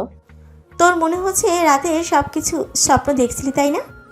মন হ্যাঁ বোধক মাথা নেড়ে সম্মতি জানাতেই ইরা মনের দিকে কফির মগটা এগিয়ে দিয়ে তার পাশে বসলো। আসলে এখানে থাকতে থাকতে এটাই আমার সংস্কৃতি মনে হয়। সবার দেখা দেখি আমিও এখন পার্টিতে যাই, ড্রিঙ্কস পান করি, রাত করে আসি। এগুলো ছাড়া এখানে একটি মেয়েও পাবি না। আমি প্রথম তোর মতোই ছিলাম, আর এখন দেখ এইসব ড্রিঙ্কস পান করতে করতে এমন পর্যায়ে এসে গেছি যে এখন আর এগুলো ছাড়া চলতে পারি না। আর প্রথম কয়েক ঘন্টা এগুলোর নেশা লেগে থাকলেও এখন শুয়ে গেছে। পাপা এসবে কিছুই জানে না। তুইও শুয়ে যাবি ফ্রেন্ডসদের সাথে থাকতে চলতে চলতে। মন এখনো ঘোরের মাঝে আছে। ইরা কি বলছে এসব? মনকে কিছু বলতে না দেখে ইরা কথার প্রসঙ্গ পাল্টিয়ে বলে উঠল। আচ্ছা যা, ফ্রেশ হয়ে নে, আজ ভার্সিটিতে তোর প্রথম ক্লাস, আর ম্যারিল্যান্ডের রাস্তাও দেখতে পারবি। দেরি হয়ে যাচ্ছে, উঠে পড়। মন মাথা নেড়ে ওয়াশরুমে ফ্রেশ হওয়ার উদ্দেশ্যে পা বাড়ালো। ফ্রেশ হয়ে দুইজন একসাথে ভার্সিটি যাওয়ার উদ্দেশ্যে বের হলো। মন গাড়ি থেকেই মাথা ভিড় করে ম্যারিল্যান্ডের সৌন্দর্য উপভোগ করছিল। সে বারে বারে মুগ্ধ হচ্ছে ম্যারিল্যান্ডের রাস্তাঘাট দেখে। তাদের বাড়ির পাশ দিয়েই চলে গেল আরেকটা গাড়ি। ইরা তাড়াতাড়ি মনকে ডাক দিয়ে ভেতরে ঢুকতে বলল। আদ্রিন মুনদের গাড়ি পাস করে চলে যাওয়ার সময় পাশের গাড়ির মেয়েটির বাচ্চামো স্বভাব দেখে মুচকে হাসলো। এরপর গাড়ির স্পিড বাড়িয়ে চলে যাওয়ার সময় ফ্রন্ট আয়নায় পিছনে মনকে আরেকবার দেখে নিল। পাশেই ইরা মনের দিকে তাকিয়ে ওর বাচ্চামো স্বভাব দেখে হাসলো। গাড়ি থামলো একটা পার্কিং এরিয়াতে গিয়ে। ইরা মনকে সাথে নিয়ে বেরিয়ে এলো গাড়ি থেকে। কিছু সময় হাঁটার পরেই মনের স্বপ্নের ভার্সিটি চোখে পড়ল। সে কিছুক্ষণ নিষ্পলক দৃষ্টিতে সাইনবোর্ডটির দিকে তাকিয়ে রইল। বড় বড় অক্ষরে ইংরেজিতে লেখা, ইউনিভার্সিটি অফ মেরিল্যান্ড, বাল্টিমোর। মন বিড়বিড় করে উচ্চারণ করলো ভার্সিটির নামটা। তার এখনও বিশ্বাস হচ্ছে না, আদৌ কি এটা সত্যি নাকি স্বপ্ন। ইরা মনের কাণ্ড দেখে হেসে দিল। তারপর এগিয়ে গিয়ে মনের হাতে জোরে চিমটি দিল। চিমটিটা বেশ জোরে পড়ায় মন ব্যথায় চোখ মুখ কুচকে চিৎকার দিয়ে উঠল। মনের চিৎকার শুনে আশেপাশের কয়েকজন স্টুডেন্ট তার দিকে তাকালো। মন চোখ খুলেই এমন পরিবেশ দেখে ইরা কি বাচ্চি? বলে বিড়বিড় করে ইরার দিকে রাগী দৃষ্টিতে তাকালো। ইরা মনের চাহনি দেখে ক্যাবলা কান্ত মার্কা হাসি দিয়ে বলে উঠল, তুই স্বপ্ন ভেবে এখানে ওই সাইনবোর্ডটার দিকে তাকিয়ে দাঁড়িয়ে রয়েছিস, আর আমি চিমটি দিয়ে বুঝাইলাম এটা স্বপ্ন নয় সত্যি, বাট চিমটিটা জোরে পড়ে গিয়েছে। মন আশেপাশে তাকিয়ে আর কোনো কিছু বলল না, শুধু ইরাকে রাগী দৃষ্টি নিক্ষেপ করে কিছু একটা বোঝালো, যার অর্থ তোরে আমি পরে দেখে নিব। ইরা তা বুঝেও না বোঝার ভান করে নিজের মোবাইলের দিকে তাকিয়ে বলল, চল ওই দিকটায় আমার ফ্রেন্ডসরা আছে, তোকে পরিচয় করিয়ে দিই। এই বলে ইরা ক্যাম্পাসের দিকে হাঁটা ধরল। মনও ইরাকে অনুসরণ করে হাঁটতে লাগলো। ক্যাম্পাসের এক জায়গায় গিয়ে ইরা থামলো। সেখানে একটি ছেলে আর দুটি মেয়ে বসে আছে। ইরা ওখানে গিয়ে ওদের পাশে বসে মনকে ইশারা করলো বসতে। মন বসতেই ওদের দৃষ্টি মনের দিকে পড়ল। ওদের প্রশ্নবোধক চাহনি দেখে ইরা ওদের উদ্দেশ্যে বলে উঠল, Hey guys, she is Moon and she is new here. She comes from Bangladesh. ইরার কথা শুনে তিনজনই মনকে উদ্দেশ্য করে হাই জানালো। ইরা মনকে উদ্দেশ্য করে আবারও বলে উঠল, মুন, ও হচ্ছে রিক, ও সিমি, আর ও রিহি, ওরা সবাই এদেশের। ওরা তিনজনই ইরার মতো ফর্সা। অবশ্য সেই দেশের সবাই ফর্সা, ইরাও তাদের মতো ফর্সা, তবে মন ওদের মতো অত ফর্সা নয়। এতক্ষণ আড্ডার মাঝখানে বসে মন বুঝতে পারল রিক আর সিমি একজন আরেকজনের সাথে পড়ে না। তারা দুজনই কথায় কথায় ঝগড়া লেগে যায়। আর রিহি চুপচাপ স্বভাবের মেয়ে। মন আর রিহি সম্পূর্ণ আড্ডা মহলে চুপচাপ ছিল। এরপর ক্লাসে গিয়ে ঠিকঠাকভাবে সব ক্লাস শেষ করলো। সামনেই তাদের ভ্যাকেশন, তাই ভার্সিটিতে একটা ট্যুর দিবে যেখানে সব স্টুডেন্টরাই থাকবে। কোনো একটা সুন্দর জায়গায় ট্যুর দিবে। এরা তো ট্যুর নিয়ে অনেক এক্সাইটেড। গল্পের মাঝখানে সে ট্যুরের কথা ফেলছেই না। ইরার খুশির কারণ হচ্ছে উপরের ক্লাসের স্টুডেন্টরাও যাচ্ছে, আর ওখানে তার বয়ফ্রেন্ড রনও আছে। মনের এসবের প্রতি কোনো ইন্টারেস্ট নেই, তাই সে চুপচাপ। এরপর ভার্সিটি শেষে তারা বাসার দিকে রওনা দিল। সব মিলিয়ে মনের ম্যারিল্যান্ডের প্রথম দিন ভালোই কাটলো। মন প্রথম দিন নিয়ে যতটা ভয় ছিল ততটা ভয় লাগেনি। রিক, সিমি, রিহি এরা খুব সহজেই মিশে গেল মনের সাথে। এদের দেখে ভিন দেশের প্রতি থাকা ধারণাটা এক নিমিষেই হাওয়ায় মিলে গেল মনের মিশতে ততটা খারাপ লাগেনি, কারণ ম্যারিল্যান্ডের কোনো দপ্তরিক ভাষা নেই। ইংরেজিতে সবাই কথা বলে, যার কারণে মনের ফ্রেন্ডশিপ করতে কষ্ট হয়নি। বিকেলে ইরা মনকে সাথে নিয়ে বের হলো ম্যারিল্যান্ডের বিকেলের সৌন্দর্য উপভোগ করানোর জন্য। সব সময়ের মতো ইরা শর্ট কাপড়ই পরলো, আর মন লং কুর্তি, গলায় একটা স্কার্ফ পরলো, আর চুলে বিনুনি করে সেটা সামনে এনে দিল। এরপর দুজনেই বেরিয়ে পড়ল। ওরা মূলত হাঁটতে বেরিয়েছিল। ম্যারিল্যান্ডের বিকেলের রাস্তা সকালের চেয়ে বেশি আকর্ষণীয়। মনের পাশ দিয়ে দুইটা বাদামি চুলের ছেলে মেয়ে সাইকেল চালিয়ে চলে গেল। মন হেঁটে হেঁটে সব দেখতে লাগলো। রাস্তার একপাশে এক ভদ্রলোককে গিটারের সাথে গান করতে দেখা গেল। মন কিছুক্ষণ দাঁড়িয়ে গান শুনল। লোকটি অসম্ভব সুন্দর করে গান গাইছে। এরা বিকেলের নাস্তা করার জন্য মনকে একটা রেস্টুরেন্টে নিয়ে গেল, যেটি নদীর পাড়ে।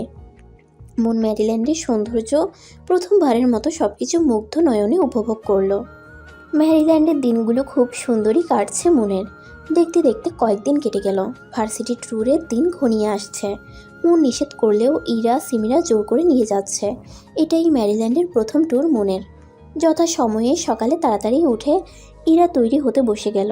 আজকের রাতে ইরা পার্টিতে যায়নি।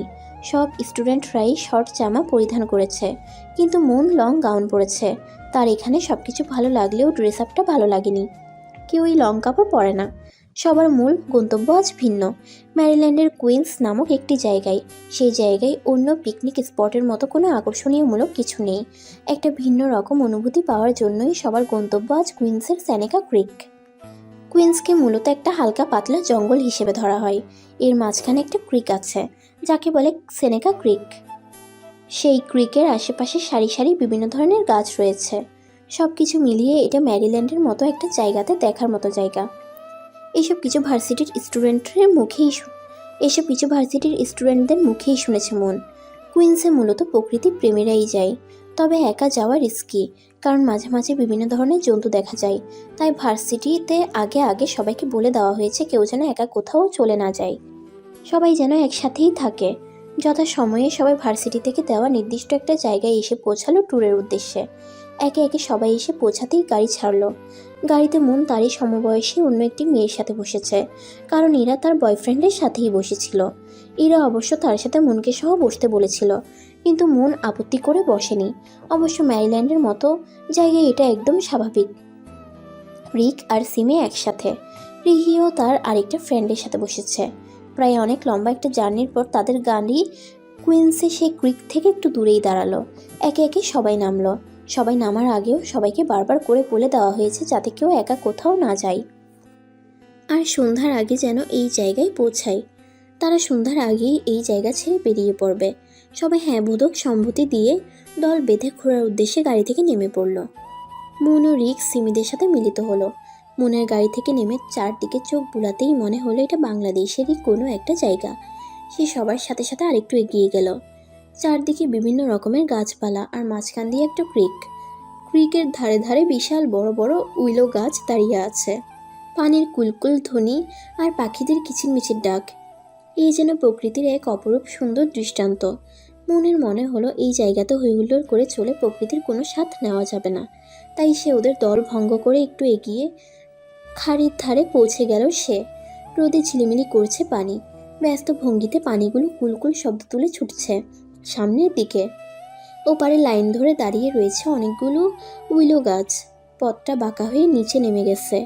মন এগিয়ে কয়েক পা নামতেই পিছনে অদৃশ্য হয়ে গেল ওদের দলটা। এখন শুধু উপরে আকাশ আর নিচে আপন মনে কী সব বলছে খালের পানি। মনের কেন জানি ওদের ডাকতে বা নিজের ওখানে যেতে আর ইচ্ছে করলো না। সে আপন মনে প্রকৃতি দেখতে ব্যস্ত হয়ে পড়ল। মন আরও কয়েক পা থেমে দেখলো নিচে কিছুটা চওড়া একটা সমতল জায়গায় গিয়ে থেমেছে পথ। ওখান থেকেই সিঁড়ির মতো বড় বড় পাথরের কয়েকটা ধাপ নামলেই খাড়ির পানি। সে এগিয়ে খালের পাড়ে এক জায়গায় ঘাসের উপর বসে পড়ল। বিশাল প্রেয়ারির প্রান্তর জুড়ে ঘাস আর ঘাস বাতাসের চাপে তুলছে। নুয়ে পড়ছে কিছু ফুল গাছের বড় বড় লতা। সেখানে অসংখ্য লাল রঙের ফুল মাথা চাকাচ্ছে। মনের পাশ দিয়ে ঘাসের ভেতর থেকে ফুরুত করে বেরিয়ে আসছে ছোট ছোট নাম না জানা পাখি। খানিক উড়ে মিলিয়ে যাচ্ছে জঙ্গলের বিশাল বিশাল গাছগুলোর আড়ালে। মন চেয়ে চেয়ে দেখতে লাগলো। অনেক অনেক দূরে বাঁকা হয়ে মাটিতে মিশেছে আকাশটা। মনের পেছনে জঙ্গলের ভেতর থেকে পানির কলকল আওয়াজ আসছে। মনে হচ্ছে যেন কোথাও থেকে পানি বেয়ে বেয়ে পড়ছে। মন উঠে সেই সূত্র ধরে হাঁটতে লাগলো।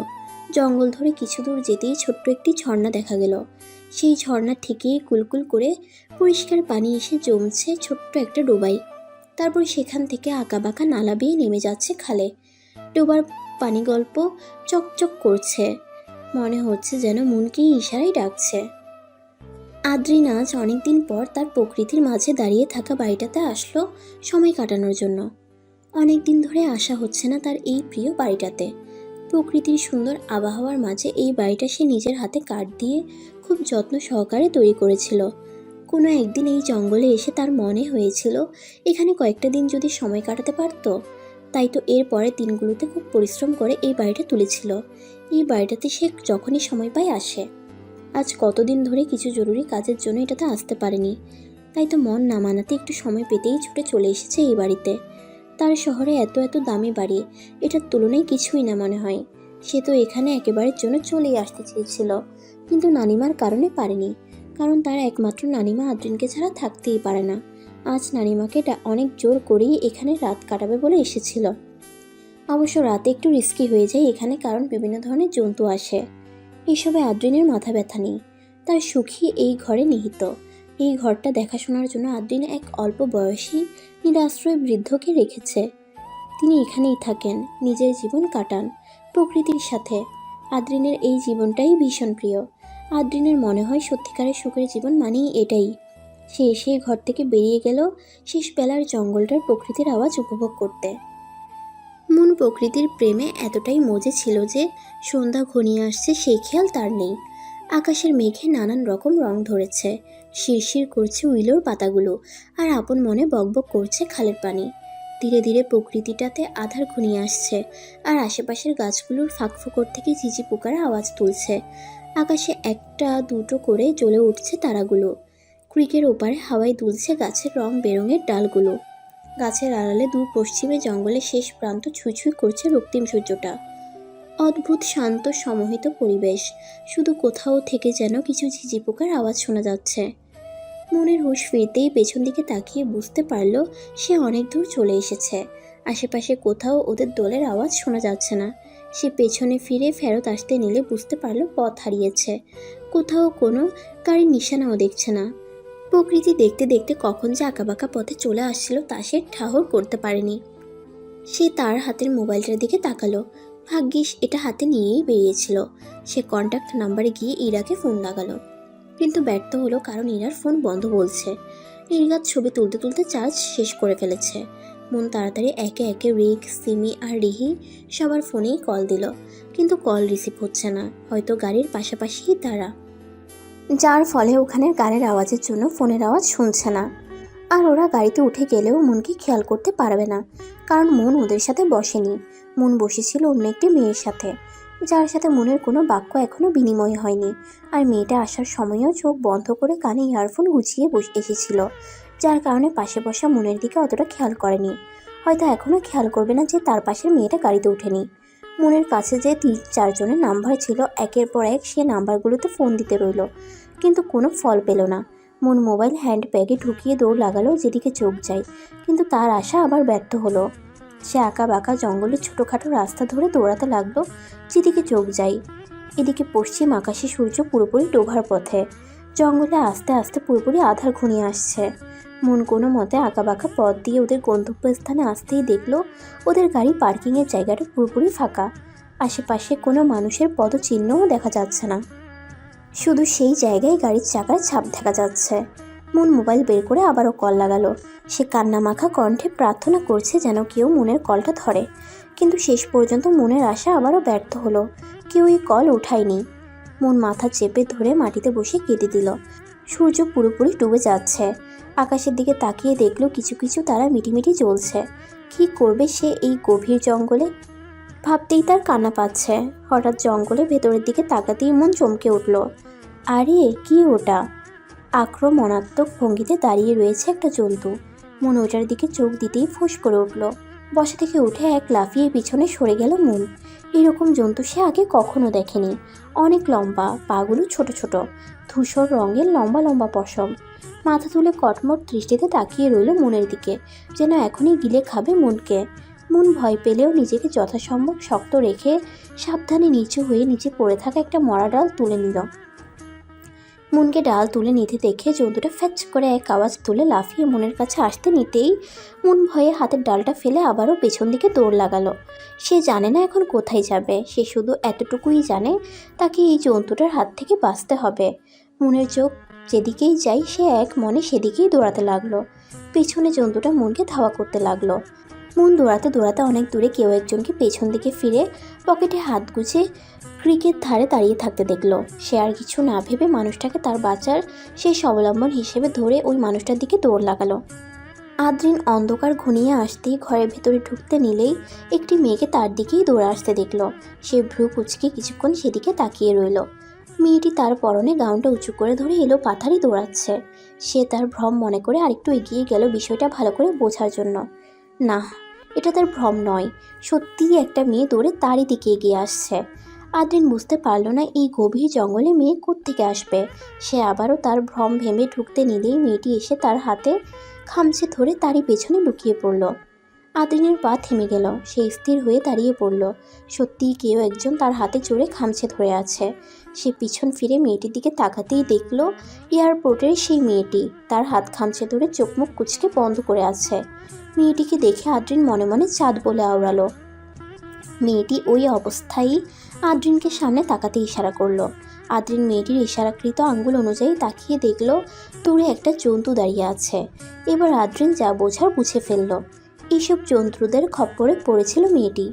এই জন্তুগুলোর সামনে ভয় পেলে ওরা নিজেদের সাহসী ভেবে আরও হামলা চালায়, কিন্তু উল্টো ভয় না পেয়ে হাতে শিকারির কোনো কিছু নিলে পালায়।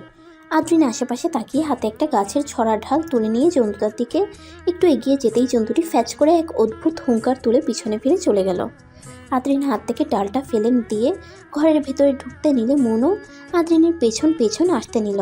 তা দেখে আদ্রিন ভ্রু কুচকালো, যার মানে হচ্ছে তুমি কই আসছো? মন আদ্রিনের প্রশ্নবোধক চাহনি দেখে কাঁদো কাঁদো কণ্ঠে তাকিয়ে রইল আদ্রিনের দিকে। এখানে একটা মেয়ে একা দাঁড়িয়ে আছে, আর আপনি কেমন মানুষ মেয়েটাকে এই গভীর জঙ্গলে ফেলে ঢুকে যাচ্ছেন? আদ্রিন মনের কথা শুনে তার দিকে ভ্রু কুচকে তাকিয়ে রইল। তার ভাবভঙ্গিমা দেখে বোঝা যাচ্ছে সে মনের কোনো কথাই বুঝেনি। আদ্রিনের তাকানো ভঙ্গিমা দেখে মন আবারও পুনরায় কথাটা বলল। মনকে এত কথা বলতে দেখে আদ্রিন বিরক্তিতে চসূচক শব্দ তুলে ইংরেজিতে বলে উঠল। হোয়াট?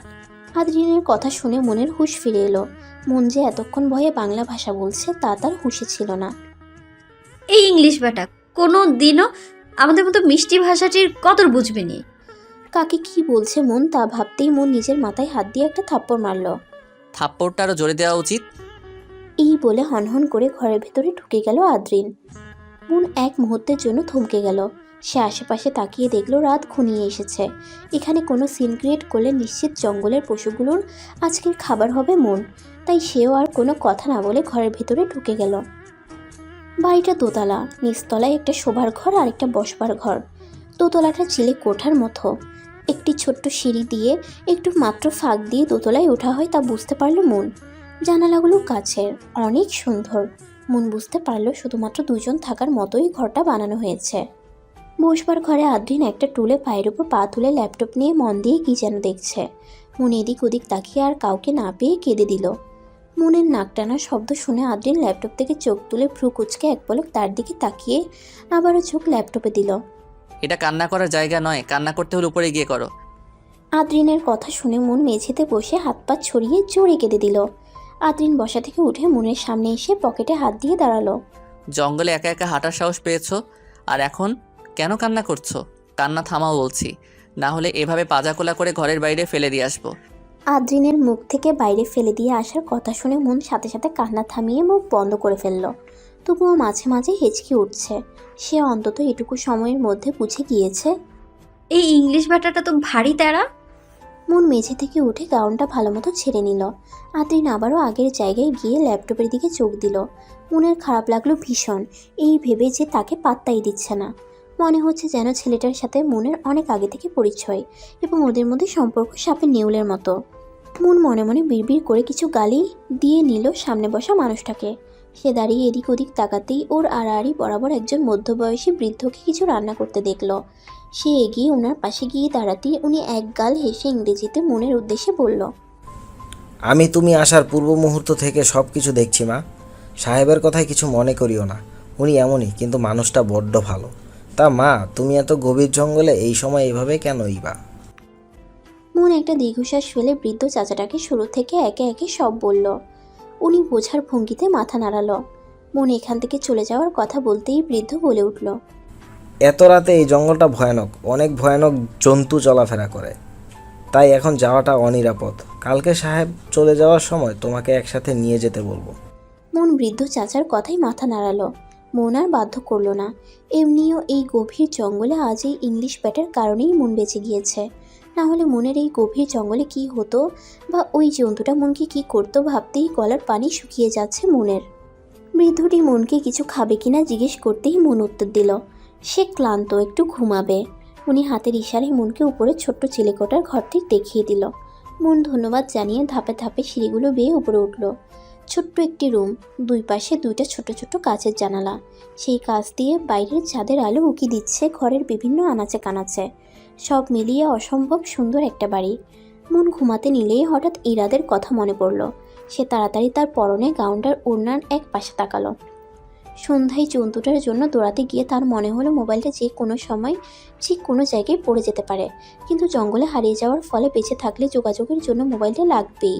এই ভেবে তার পরনের ওড়নার এক অংশ জুড়ে মোবাইলটা গিট দিয়েছিল।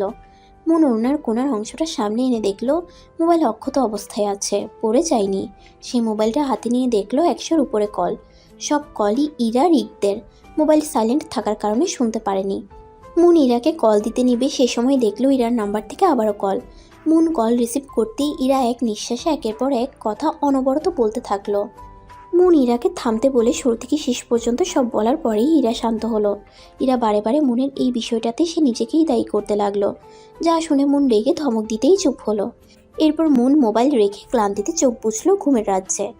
হঠাৎ কোথা থেকে একটা স্নিগ্ধ সুর ভেসে আসতেই মুনের ঘুম ভেঙে গেল।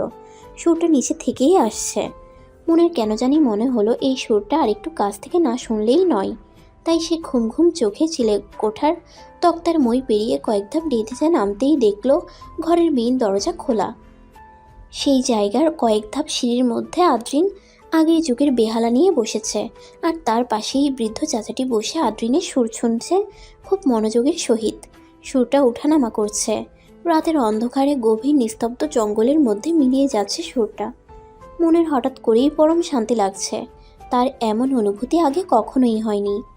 আদ্রিনের একটু নড়াচড়া দেখতেই মন মই বেয়ে চিলেকোঠায় উঠে গেল। এরপর শুয়ে পড়ল। ঘুম আসছে না মনের। শুয়ে শুয়ে অনেক রাত পর্যন্ত ক্রিকের পানির কুলকুল আর জঙ্গলের শুকনো পাতার ফিসফাস শুনল মন চোখ বুঝে। তার মনে হচ্ছে জীবনে এর চাইতে শান্তির আর কিছুই নেই। ভোর রাতে আবারও ঘুম ভেঙে গেল মনের। এবার ভারী কিছু পড়ার শব্দ শুনে কান পেতে শুনল শব্দটা। মনে হচ্ছে ছোট ছোট পা ফেলে কারা যেন দৌড়ে বেড়াচ্ছে ছাদের উপর। কিসের শব্দ এটা? বৃষ্টি? হঠাৎ মনে হলো বৃষ্টি পড়ছে। বহুদিন বৃষ্টির টাপুর টুপুর শব্দ শুনেনি, তাই ভুলেই গিয়েছিল। এরপর শব্দ শুনতে শুনতে আবারও ঘুমের দেশে পা বাড়ালো মন। আজ অনেক দিন পর রিফাত তার বাবার দেওয়া সেই কাজটা শেষ করতে পেরেছে। বিয়ের আগের সময় হলে কাজটা অনেক আগেই শেষ হয়ে যেত, কিন্তু এখন প্রীতির চিন্তায় কাজটা এত দেরিতে শেষ হলো। প্রায় 15 দিন পর সে তার বাসায় ফিরে যাচ্ছে। মূলত বাসায় ফেরার চাইতে প্রীতিকে অনেকদিন পর দেখবে বলে বেশ খুশিই লাগছে। সে জানে না এখনও ওই বাসায় সবার কী অবস্থা। ঢাকায় যাওয়ার জন্য রাতে বাসটাতে ওঠার ফলে সকালেই ঢাকা পৌঁছে যেতে পেরেছে। রিফাত বাস থেকে নেমে চারদিকে একবার চোখ বুলালো। না, তাদের বাসার কাউকে দেখা যাচ্ছে না। কেউ নিতে আসেনি রিফাতকে। আজ রিফাত বাসায় ফিরবে এটা সে বাবাকে খবর দিয়েছিল, কিন্তু বাবা আসেনি। রিফাতের একটু মন খারাপ হলো। আগে রিফাত বাসা থেকে 2 দিন কোথাও বাইরে থাকলে বাবা মা পাগলামি শুরু করে দিত। কাজের জন্য ঢাকার বাইরে গেলে 2 দিনের দিন ফিরে আসতে হতো বাবা মায়ের পাগলামির জন্য। বাবা স্টেশনে এসে রিফাতের অপেক্ষায় দাঁড়িয়ে থাকতো। রিফাত বাস থেকে নামতেই এসে জড়িয়ে ধরতো। অথচ আজ এতদিন পরে আসছে, তাও কেউ নিতে আসলো না। রিফাত বুঝলো তার বাবা মায়ের মনে অনেক বেশি কষ্ট দিয়ে ফেলেছে হয়তো। কিন্তু নিমিষেই প্রীতির কথা ভাবতে গিয়ে মনটা ফুরফুরে হয়ে গেল। বাসায় গিয়ে বাবা মায়ের সামনে মনের থেকে ক্ষমা চাইবে রিফাত। অন্তত মন কোনোদিন ক্ষমা না করে পারবে না। মেয়েটির সাথে একটু বেশিই অন্যায় হয়ে গিয়েছে। মন ক্ষমা করে দিলে বাবা মাও রিফাতের কাছ থেকে আর মুখ ফিরিয়ে থাকতে পারবে না। এতে রিফাত নিশ্চিত। সে আর কিছু না ভেবে বাস থেকে নেমে পড়ল। এরপর বাসার উদ্দেশ্যে রওনা দিল। সকালে মন চোখ খোলার আগেই পানির গর্জন কানে এলো। মন আর শুয়ে থাকতে পারল না। ছেলে কোঠার মই বেয়ে নিচে নেমে এলো। দরজার বাইরে প্রচণ্ড আওয়াজ। ছোট্ট রান্নাঘরটাতে মধ্যবয়স্ক চাচাটি কিছু বানাতে ব্যস্ত। মন কৌতূহলবশত বাইরে এত আওয়াজের কারণ জিজ্ঞেস করতেই চাচার পাশে এগিয়ে গেল। চাচা, কিসের আওয়াজ এটা? মনে হচ্ছে খালের পানি। বলে চাচা রান্নাঘরের ছোট্ট কাচের জানালাটা খুলতেই কয়েক গুণ বেড়ে গেল ভীতিকর শব্দটা। এই যে প্রচুর বৃষ্টি। চাচা জানালাটি খুলে মনের উদ্দেশ্যে আবারও বলে উঠল। জানালা খোলার সাথে সাথে বৃষ্টির আওয়াজ তীব্র হলো। মন আওয়াজের জন্য কিছু বুঝতে না পেরে এগিয়ে জানালার ধারে গিয়ে দেখল কিছুই দেখা যাচ্ছে না। অন্ধকার অনেক। মেঘে পুরো দিনের আলোটা আড়াল করে রেখেছে। চাচা, এত বৃষ্টির মধ্যে খালের পানি উঠে যাবে না তো? বৃষ্টির জোর দেখে মন চাচার উদ্দেশ্যে বলল। চাচা কফির পানি চুলার দিকে এগিয়ে নিতে নিতে বলল, চিন্তা নেই, খালের পানি এত উপরে উঠবে না। উপরে নিচের মতো জায়গাটা ছাপিয়ে নেমে চলে যাবে পানিগুলো। বলতে বলতে জানালাটি বন্ধ করে দিল। জানালা বন্ধ করার সাথে সাথে আওয়াজটা তীব্রতা কমে গেল। মনের হঠাৎ দেশের ইচ্ছেটা তীব্রভাবে জেগে উঠল। এমন একটা স্বপ্নের মতো জায়গায় তার এই ইচ্ছেটা পূরণ করতে না পারলে তার আফসোস থেকে যাবে। সে নিজেকে আর দমিয়ে রাখতে না পেরে এক দৌড়ে সামনে এগিয়ে দরজা খুলে বেরিয়ে গেল বাহিরে। বরফ শীতল বৃষ্টির পানি মনের সারা গা মুহূর্তেই ভিজিয়ে দিল, কিন্তু মন সেদিকে পরোয়া না করে আর 2 পা এগিয়ে ক্রিকের দিকে তাকালো। ক্রিকের পানি মনের ঠিক পায়ের কাছে উঠে এসেছে। প্রচণ্ড গর্জন ছেড়ে সামনের দিকে স্রোত আকারে ছুটছে পানিগুলো, পাক খাচ্ছে। সেই আপন মনে বকবক করা ক্রিকের পানির এমন রুদ্ধ মূর্তি কল্পনায়ও আনতে পারেনি মন। 2 হাত মেলে চারদিকে ঘুরতে লাগলো। আজকের ডাক দেওয়ার মতো কেউ নেই। সেই আপন মনে বকবক করা ক্রিকেট পানির এমন রুদ্ধ মূর্তি কল্পনায়ও আনতে পারেনি মন 2 হাত মেলে চারদিকে ঘুরতে লাগলো। আজকে তাকে ডাক দেওয়ার মতো কেউ নেই। এতদিন মায়ের জন্য দেশে এমন ইচ্ছেটা ভালোভাবে পূরণ করতে পারেনি, আর আজ এমন সুন্দর একটা দিন তার জীবনে আসবে তা সে কল্পনায়ও আনেনি। সামনের ঘরের কাছের জানালাটির ধারে বসে আদ্রিন প্রকৃতির এই অপূরব সুন্দর দৃশ্যটি পেন্টিং করছিল। হঠাৎ এরই মাঝে কোনো এক সাদা পরী 2 হাত ছড়িয়ে বৃষ্টিতে ভেজার দৃশ্য দেখে তার চোখ আটকে গেল। সে তার পেন্টিংয়ে প্রকৃতির দৃশ্যর মাঝে পরীটাকেও স্থান দিল। অনেকক্ষণ যাবৎ জানালা দিয়ে সে সেদিকে মুচকি হেসে তাকিয়ে রইল। এরপর কিছু বুঝে উঠতেই সে পেন্টিং শেষ করে সেটা নিজের ব্যাগে ঢুকিয়ে চাচাকে ডাক দিল। চাচা আসতেই আদ্রিন মনকে ঘরে ঢুকিয়ে ফেলার আদেশ দিল। চাচা গিয়ে মনকে ডাকতেই মন কী বলল সেটা আদ্রিন বুঝতে পারেনি ঘর থেকে, কিন্তু চাচার হতাশ হওয়া ভঙ্গিতে ফিরে আসতে দেখে আদ্রিনের মাথায় রাগ চড়ে বসল। সে ঘর থেকে বেরিয়ে বৃষ্টির মধ্যে গিয়ে মনের পাশে দাঁড়ালো। আদ্রিনের কোনো কালেই বৃষ্টি পছন্দ ছিল না। সে বৃষ্টিতে ভেজা পছন্দ করে না, কিন্তু তাই বলে অন্যের পছন্দের জিনিসে আদ্রিন বারণ করবে সেটা কোনোদিনই করেনি। কিন্তু আজ এই মেয়ের এত বৃষ্টিতে ভেজা আদ্রিনের সীমা লঙ্ঘনের মতো লাগছে। হয়তো এই মেয়ে নিজের বাসায় মা বাবার জন্য শখটা পূরণ করতে পারেনি বলে এখানে পূরণ করছে। আদ্রিনের মাথা ব্যথা বৃষ্টিতে ভেজা নিয়ে নয়, মেয়েটির শখটা অতিরিক্ত হয়ে গিয়েছে, যা আদ্রিনের জন্য বিরক্তিকর হয়ে দাঁড়িয়েছে। মন চোখ বন্ধ করেই বৃষ্টি উপভোগ করছিল, যার ফলে পাশে কেউ এসে দাঁড়িয়েছে সেটা সে খেয়াল করতে পারেনি। এই মেয়ে ঘরে যাও। আদ্রিন ইংরেজিতেই বলে উঠল। হঠাৎ কারো গম্ভীর কণ্ঠস্বরে মনের পিলে চমকে উঠল। সে এতক্ষণ নিজেকে অনেক স্বাধীন মনে করে বৃষ্টিতে ভিজতে ভিজতে কল্পনার রাজ্যে পাড়ি জমিয়েছিল, কিন্তু মাঝখানে এই ইংরেজ ব্যাটা এসে তার শখের মধ্যে পানি ঢেলে দিবে তা তার ভাবনার বাহিরে ছিল। মন চোখ খুলে আদ্রিনের দিকে এক পলক তাকিয়ে আবারও চোখ বন্ধ করে ফেলল। এই ইংরেজ ব্যাটার জন্য তার এত সুন্দর কল্পনাতে ব্যাঘাত ঘটেছে, তাই সে আদ্রিনের প্রশ্নের কোনো জবাব না দিয়ে আবার চোখ বন্ধ করে আগের মতো প্রকৃতিতে মনোনিবেশ করলো। মনের এমন গাছাড়া ভাব দেখে আদ্রিন রেগে মনের হাত শক্ত করে ধরে এক টানে ঘরের ভেতরে নিয়ে এলো। মন চোখ লাল করে আদ্রিনের দিকে তাকিয়ে রইল। আদ্রিন না দেখার ভান করে মনকে পাত্তা না দিয়ে নিজের ব্যাগ গুছাতে মনোনিবেশ করলো। এতক্ষণে বৃষ্টির ঘনত্ব কমে এসেছে। আদ্রিন পুরোপুরি ব্যাগ গুছিয়ে চাচাকে ডেকে সে চলে যাওয়ার কথা বলল। মন তা শুনেও যেন শুনল না। তার কেন জানি আদ্রিনের উপর ভীষণভাবে অভিমান জন্মেছে। বলা হয় অভিমান শুধু আপন জনদেরই উপর জন্মে, কিন্তু মনের কেন জানি এই এক রাতের পরিচয়ে এই মানুষটার উপর অভিমান এসেছে তা সে ভাবতে পারছে না। অথচ মানুষটার সাথে ভালোভাবে এক বাক্য কথাও এখনও বিনিময় হয়নি। আদ্রিন ব্যাগ গুছিয়ে মনকে পেরিয়ে বের হতে নিতেই চাচা এসে মনের কথা জানাতেই সে আর চোখে এক পলক মনের দিকে তাকিয়ে বলে উঠল, গাড়িতে পেছনের সিট পড়ে আছে, যার ইচ্ছে উঠতে পারে, চাইলে শহর পর্যন্ত যেতে পারে। মন বুঝতে পারল কথাগুলো তারই উদ্দেশ্যে ছিল। এই ইংরেজ ব্যাটা ছাড়া সে কোনো মতেই নিজের বাসায় যেতে পারবে না। তা ভেবে অভিমান এক পাশে রেখে ওভাবেই ভেজা শরীরে গাড়িতে উঠে পড়ল মন। গাড়িতে উঠতেই আদ্রিন গাড়ি না ছেড়ে নিজের ব্যাগে কী যেন একটা খুঁজে বের করে সেটা গাড়ির পেছনের সিটে বসা মনের দিকে ছুঁড়ে মারল। মন হাতে নিয়ে দেখতে পেল এটা একটা বড় টাওয়াল। মন সেটা না নিয়ে ওভাবেই রেখে দিল। তার এখন ভীষণ রাগ পাচ্ছে মানুষটার উপর। মনকে পশুর মতোই করছে সব। আমার গাড়ি ভেজালে ভুলেও নিব না, গাড়ি থেকে ফেলে দিব বলে দিলাম, আমার সিট যাতে না ভিজে। আদ্রিন ড্রাইভিং সিটে বসে সামনের দিকে দৃষ্টিপাত করে বলল। মন বুঝতে পারলো এই ব্যাটা যা বলে তা অক্ষরে অক্ষরে পালন করে। এমনও হতে পারে অর্ধেক পথে গিয়ে সিট ভেজা দেখে মনকে গাড়ি থেকে ফেলে চলে যাবে। তাই মন আর না পারতে টাওয়ালটা টেনে নিতেই আদ্রিন গাড়ি ছেড়ে দিল। গাড়ির মধ্যে কোনো বাক্য বিনিময় হয়নি ওদের। শহরে আসতেই আদ্রিন গাড়িটা একপাশে থামিয়ে মনকে নেমে যেতে বলল। মন গাড়ি থেকে নামতেই আদ্রিন মনকে আর কিছু বলার সুযোগ না দিয়ে গাড়ি চালিয়ে নিয়ে গেল। মনের হঠাৎ করে ভীষণভাবে কান্না পেল। মানুষটা এমন কেন? মন এক আকাশ পরিমাণ অভিমান আর কান্নামাখা চোখে আদ্রিনের গাড়িটা যাওয়ার দিকে অপলকভাবে তাকিয়ে রইল। দেখতে দেখতে গাড়িটা অদৃশ্য হয়ে গেল। আর কি দেখা হবে মানুষটার সাথে? রিফাত বাসায় এসে কারোর সাথে কথা বলতে গেলেও সবাই তাকে এড়িয়ে গেল। এত ছোট বিষয় নিয়ে এতগুলো দিন রেগে থাকার কারণ রিফাত ভেবে পায় না। আজ সকালে রিফাত যত খুশি নিয়ে বাসায় ফিরেছিল, বাসায় ফেরার পর ততটাই হতাশ হয়েছে।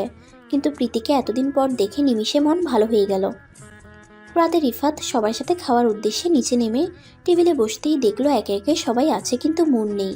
মনের চেয়ারটা খালি দেখে কেন জানি রিফাতের বুক থক করে উঠল। সে খাওয়ার মাঝে বারে বারে সিঁড়ির দিকে তাকাচ্ছে।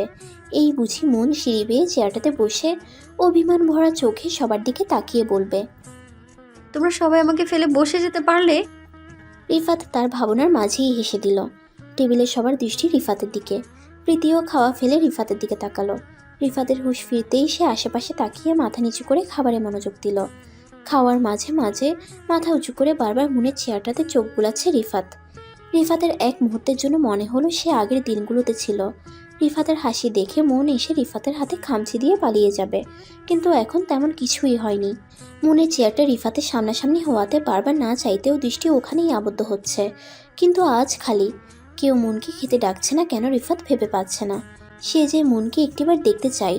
রিফাতের আজ কেন জানি বুকের কোথাও শূন্যতা অনুভব হচ্ছে। হঠাৎ করে মনকে দেখার তীব্র ইচ্ছে জ্ঞাপন করলো রিফাত। কিন্তু আফসোস, সবার খাওয়া শেষ আর মনের চেয়ারটা এখনো খালিই রয়ে গেল। একে একে সবাই খেয়ে উঠে গেল, কিন্তু তার ভাবনার মতো করে মন আর সিঁড়ি বেয়ে নেমে তার সামনের চেয়ারটাতে বসে অভিমান ভরা চোখে কারো দিকে তাকালো না। রিফাত আজ প্রীতির দিকে দৃষ্টি না দিয়ে মনকেই খুঁজতে লাগলো। তবে কেন এমন হচ্ছে? সে তো মনকে ভালোবাসেনি। এটা কি মায়া নাকি ভালোবাসা? এর উত্তর রিফাতের জানা নেই। রাতে খাওয়া শেষ করে রিফাত সিঁড়ি বেয়ে উপরে ওঠার সময় কোনার রুমটাতে না চাইতেও দৃষ্টি দিল। রুমটা বন্ধ। রিফাত নিজের রুমে ঢোকার আগ মুহূর্তেও মনে রুমটার দিকে আবারও দৃষ্টি দিল। না, দরজা বন্ধ। রাতে প্রীতি সব গুছিয়ে রুমে এসে দেখল রিফাত ব্যালকনিতে অন্য মনস্ক হয়ে দাঁড়িয়ে আছে। রিফাত ব্যালকনিতে গিয়েও বারে বারে তার পাশের মনের ব্যালকনিটার দিকে নজর বুলাচ্ছে, যে এই বুঝি মন আসবে ব্যালকনিতে। সেই রুমে ঘুটঘুটে অন্ধকার। সে বুঝতে পারছে না মেয়েটা রিফাতের চোখে একবারও ধরা দিচ্ছে না।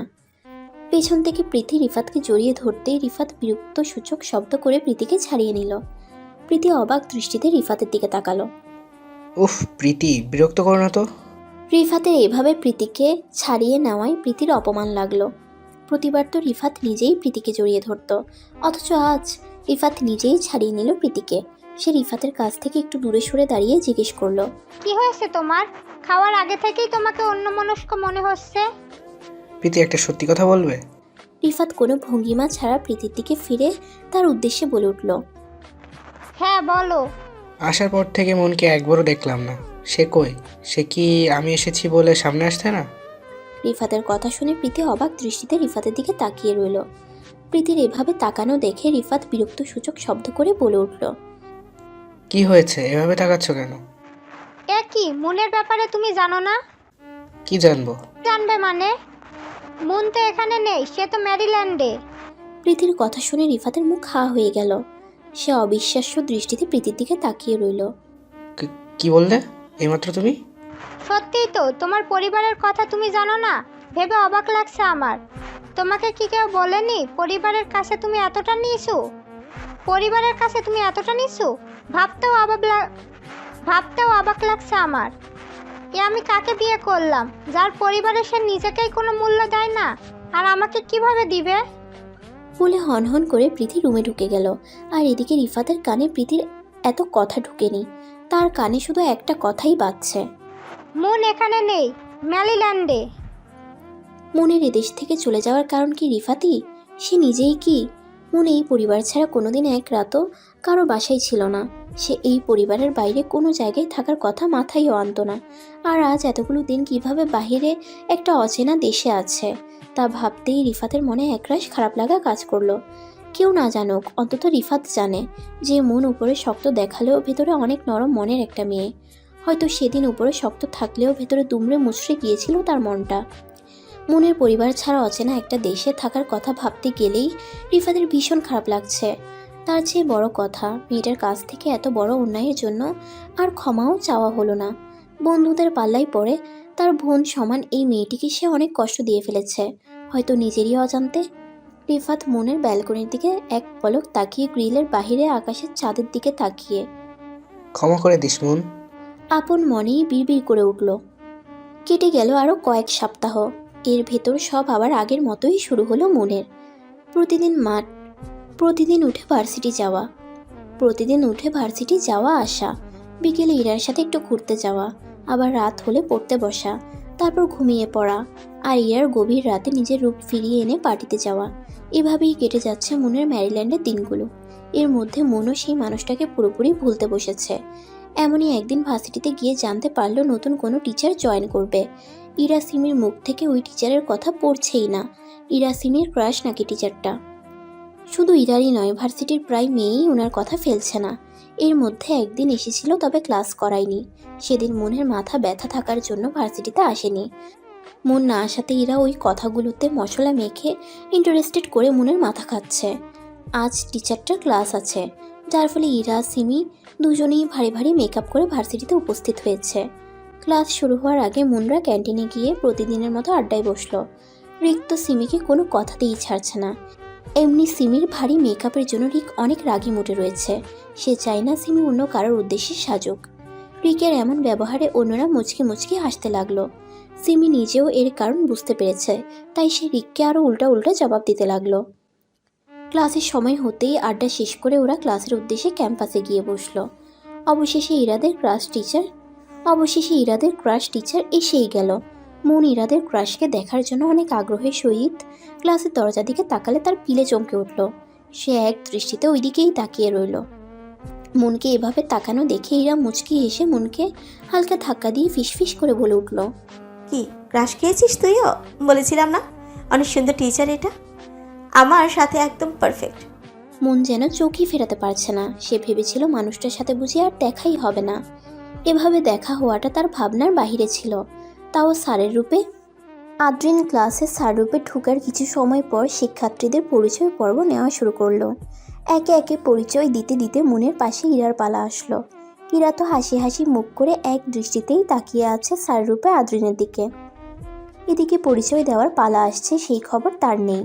ইরার এমনভাবে স্যারকে তাকিয়ে থাকতে দেখে ক্লাসের সবার দৃষ্টি এখন ইরার দিকে। মন মাথা নিচু অবস্থায় ইরাকে হাতের কোণে দিয়ে ধাক্কা দিতেই ইরার হুঁশ ফিরল। আশেপাশে তাকিয়ে সে লজ্জা মাথা নিচু করে উঠে পরিচয় পর্ব দিল। এরপর মনের পালা আসতেই মন দাঁড়ালো। সে ভেবেছিল আদ্রিন তাকে ভুলেনি, কিন্তু তার ভাবনার মাঝে এক বালতি পানি ঢেলে দিয়ে আদ্রিন মনের পরিচয় দিতে বলল। মন একরাশ অভিমান নিয়ে তার পরিচয় দিল। আদ্রিন এমন ভাব করলো অন্য সব স্টুডেন্টদের মতো মনকে সে আজই প্রথম দেখল। মন ভেবে পায় না একটা মানুষ এত তাড়াতাড়ি কাউকে ভুলে যেতে পারে। এরপর যথারীতি নিয়ম অনুসারে আদ্রিন ক্লাস শেষ করে বিদায় নিল। দেখতে দেখতে কেটে গেল 1 মাস। রিফাত কাজের সূত্রে ঢাকার বাহিরে একটা ফ্ল্যাট নিয়ে একা থাকে। মূলত কাজ থেকেও বেশি সে একাই থাকতে চায়। এইবার আফসাল শেখ পাঠায়নি তাকে। রিফাত নিজেই এমন পরিকল্পনা করে পরিবার থেকে দূরে চলে এসেছে। অপরাধবোধ জেগে উঠে সবসময়। প্রীতির সাথেও ঠিকঠাক মন থেকে কথা আসে না।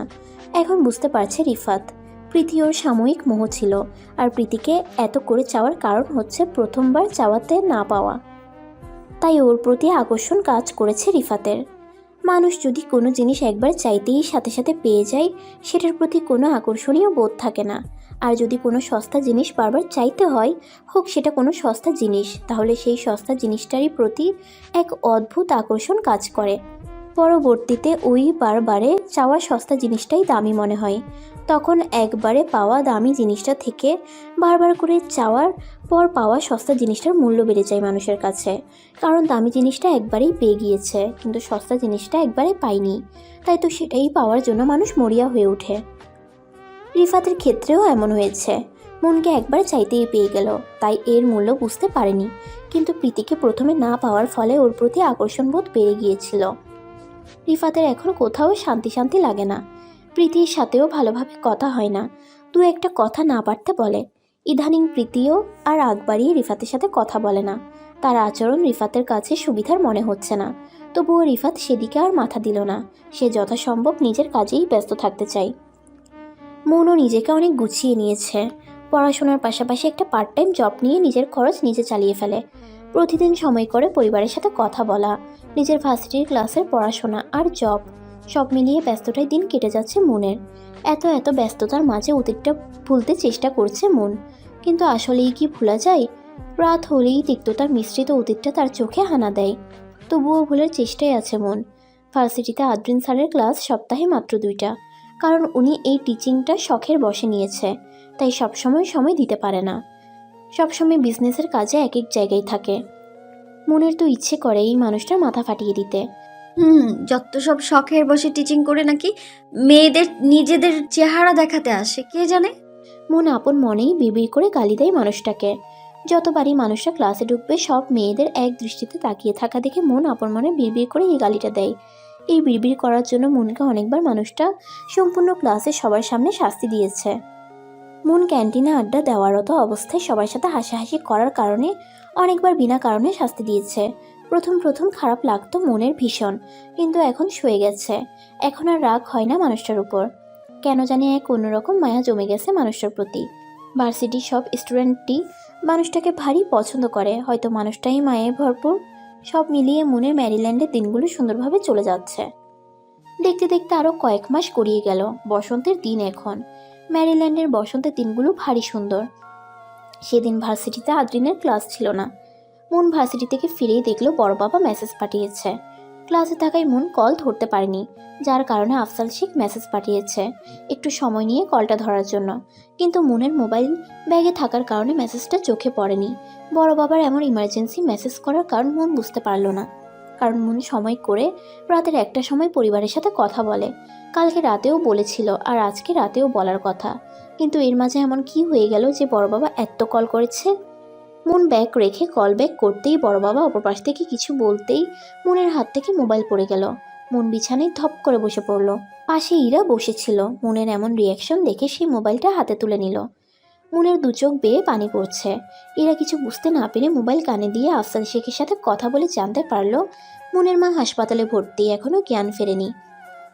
সকালে হঠাৎ জ্ঞান হারিয়ে ফেলেছিল। ইরা মোবাইল রেখে মনকে আশ্বাসে সুরে বলল, আন্টির কিচ্ছু হবে না, দেখিস, তুই চিন্তা করিস না। মন কাঁদতে কাঁদতে বলে উঠল, এই মাই আমার দুনিয়ার সবচেয়ে আপন। বাবা মারা যাওয়ার পর মা কোনো রকম অপূর্ণতা রাখেনি আমার যেভাবেই হোক দেশে ফিরতে হবে। তুই দেশে যাবি? দেশে না যাওয়া ছাড়া আমি শান্ত হতে পারবো না। হয়তো আর নাও ফিরতে পারি এখানে। মায়ের আগে আমার আর কিছু নেই। মা সুস্থ হলে মায়ের সাথেই থেকে যাব আমি। ইরা মন খারাপ করে বোঝার ভঙ্গিতে মাথা নাড়ল। তার মা নেই, তাই সে মায়ের কদর বুঝে। বাবা কোনো কিছুর অপূর্ণতা না রাখলেও মায়ের পূর্ণতা ভালোভাবে চাইলেও করতে পারেনি। এরা হয়তো বা বাবার সামনে হাসি খুশিভাবে থাকতো, কিন্তু দিন শেষে রাতে মায়ের কথা মনে পড়ে। চাইলেও সব কিছু বাবাকে বলা যায় না।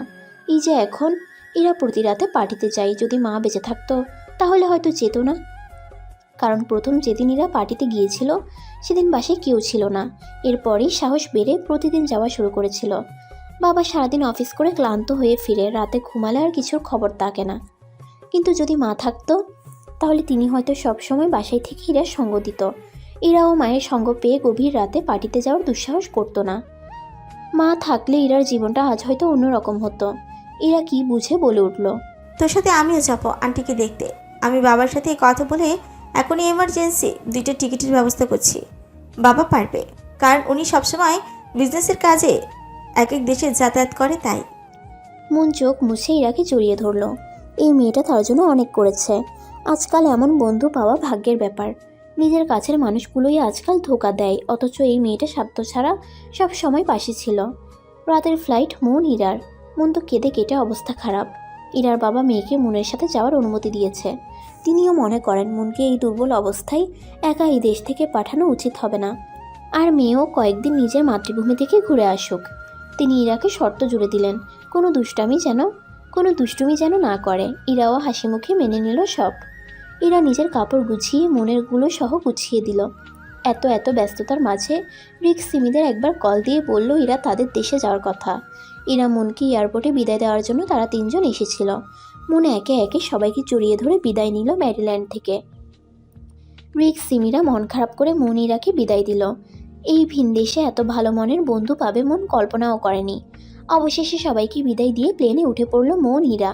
প্লেন নিজের দেশের উদ্দেশ্যে ছাড়তেই মন জানালা দিয়ে শেষবারের মতো ম্যারিল্যান্ডকে একবার দেখে নিল। সে জানে না আর আসবে কি না এখানে। ইরা মনের হাতের উপর হাত রেখে আশ্বাস দিল। আদ্রিনের আজ ভার্সিটিতে ক্লাস ছিল। ইচ্ছে থাকা সত্ত্বেও সে ক্লাস করতে যেতে পারল না, কারণ বিজনেসের কাজে বেশি ব্যস্ত হয়ে পড়েছিল। অন্য একটা বড় কোম্পানির সাথে জরুরি মিটিং থাকার কারণে ভার্সিটি যেতে পারেনি, যার ফলে আজ সে তার প্রাণসীকে দেখতে যেতে পারেনি। প্রতিদিন তার চাঁদকে এক পলক দেখা তার অভ্যাসে পরিণত হয়েছে। যে করেই হোক কাল ভার্সিটিতে উপস্থিত হতে হবে। আদ্রিনের টিচিং পেশাটা পছন্দের নয়। সে শুধুমাত্র মনকে দেখার জন্যই এই টিচিং পেশাটাই জয়েন করেছে। শুধুমাত্র মনের জন্যই সে এই বিরক্তিকর পেশাটা নিয়েছে। মনকে অগোছালো রূপে প্রথম যেদিন এয়ারপোর্টে দেখেছে সেদিনই আদ্রিন মনের মধ্যে আটকে গিয়েছে। এরপর কুইন্সে দেখে মনের মধ্যে পুরোপুরি আদ্রিন নামক মানুষটা আটকে গিয়েছে। আদ্রিন মনের মায়ায় আবদ্ধ হয়ে গিয়েছে। সেদিন সাদা গাউনে মনকে আদ্রিনের দিকে দৌড়ে এগিয়ে আসতে দেখে আদ্রিনের শরীরে এক অদ্ভুত শিহরণ জেগে উঠেছিল। মনের স্পর্শ, ভয় পাওয়া সব কিছুতে আদ্রিন আটকে গিয়েছিল। আদ্রিন তার এই অনুভূতিটাকে প্রথমে মোহ ভেবে মনকে না চাইতেও বিভিন্ন বাজে কথা বলেছিল, কিন্তু দিন যতই যায় আদ্রিন বুঝতে পারে এটা তার মোহ নয়। আদ্রিন মিটিং শেষ করে বাসায় ফিরে নানিমার সাথে আগে দেখা করলো।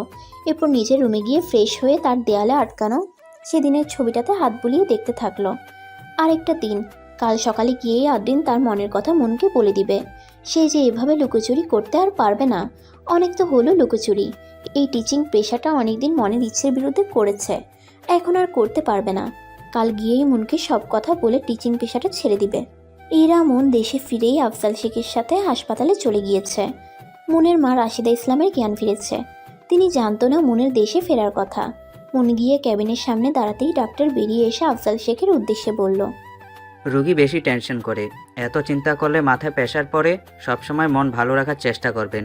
যদি এমনভাবে চলতে থাকে তাহলে হিতে বিপরীত হবে। বলেই ডাক্তার নিজ গন্তব্যে চলে গেল।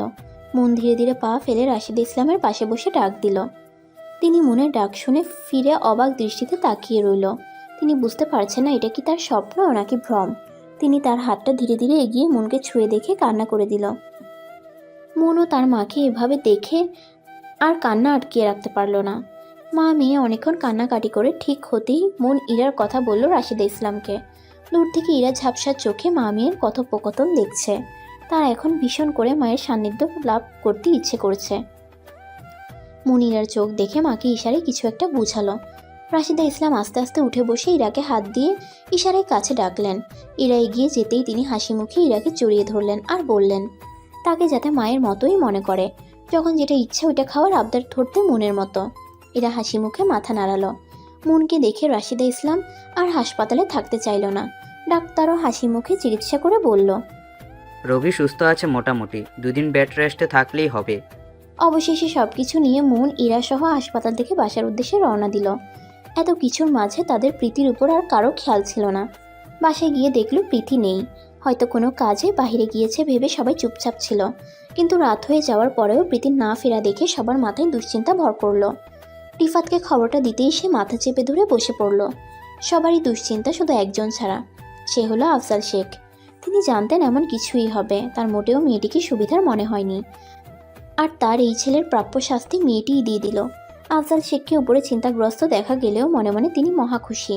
তবুও সবার এরূপ চিন্তাগ্রস্ত মুখ দেখে তিনি থানায় জিডি করে আসছেন।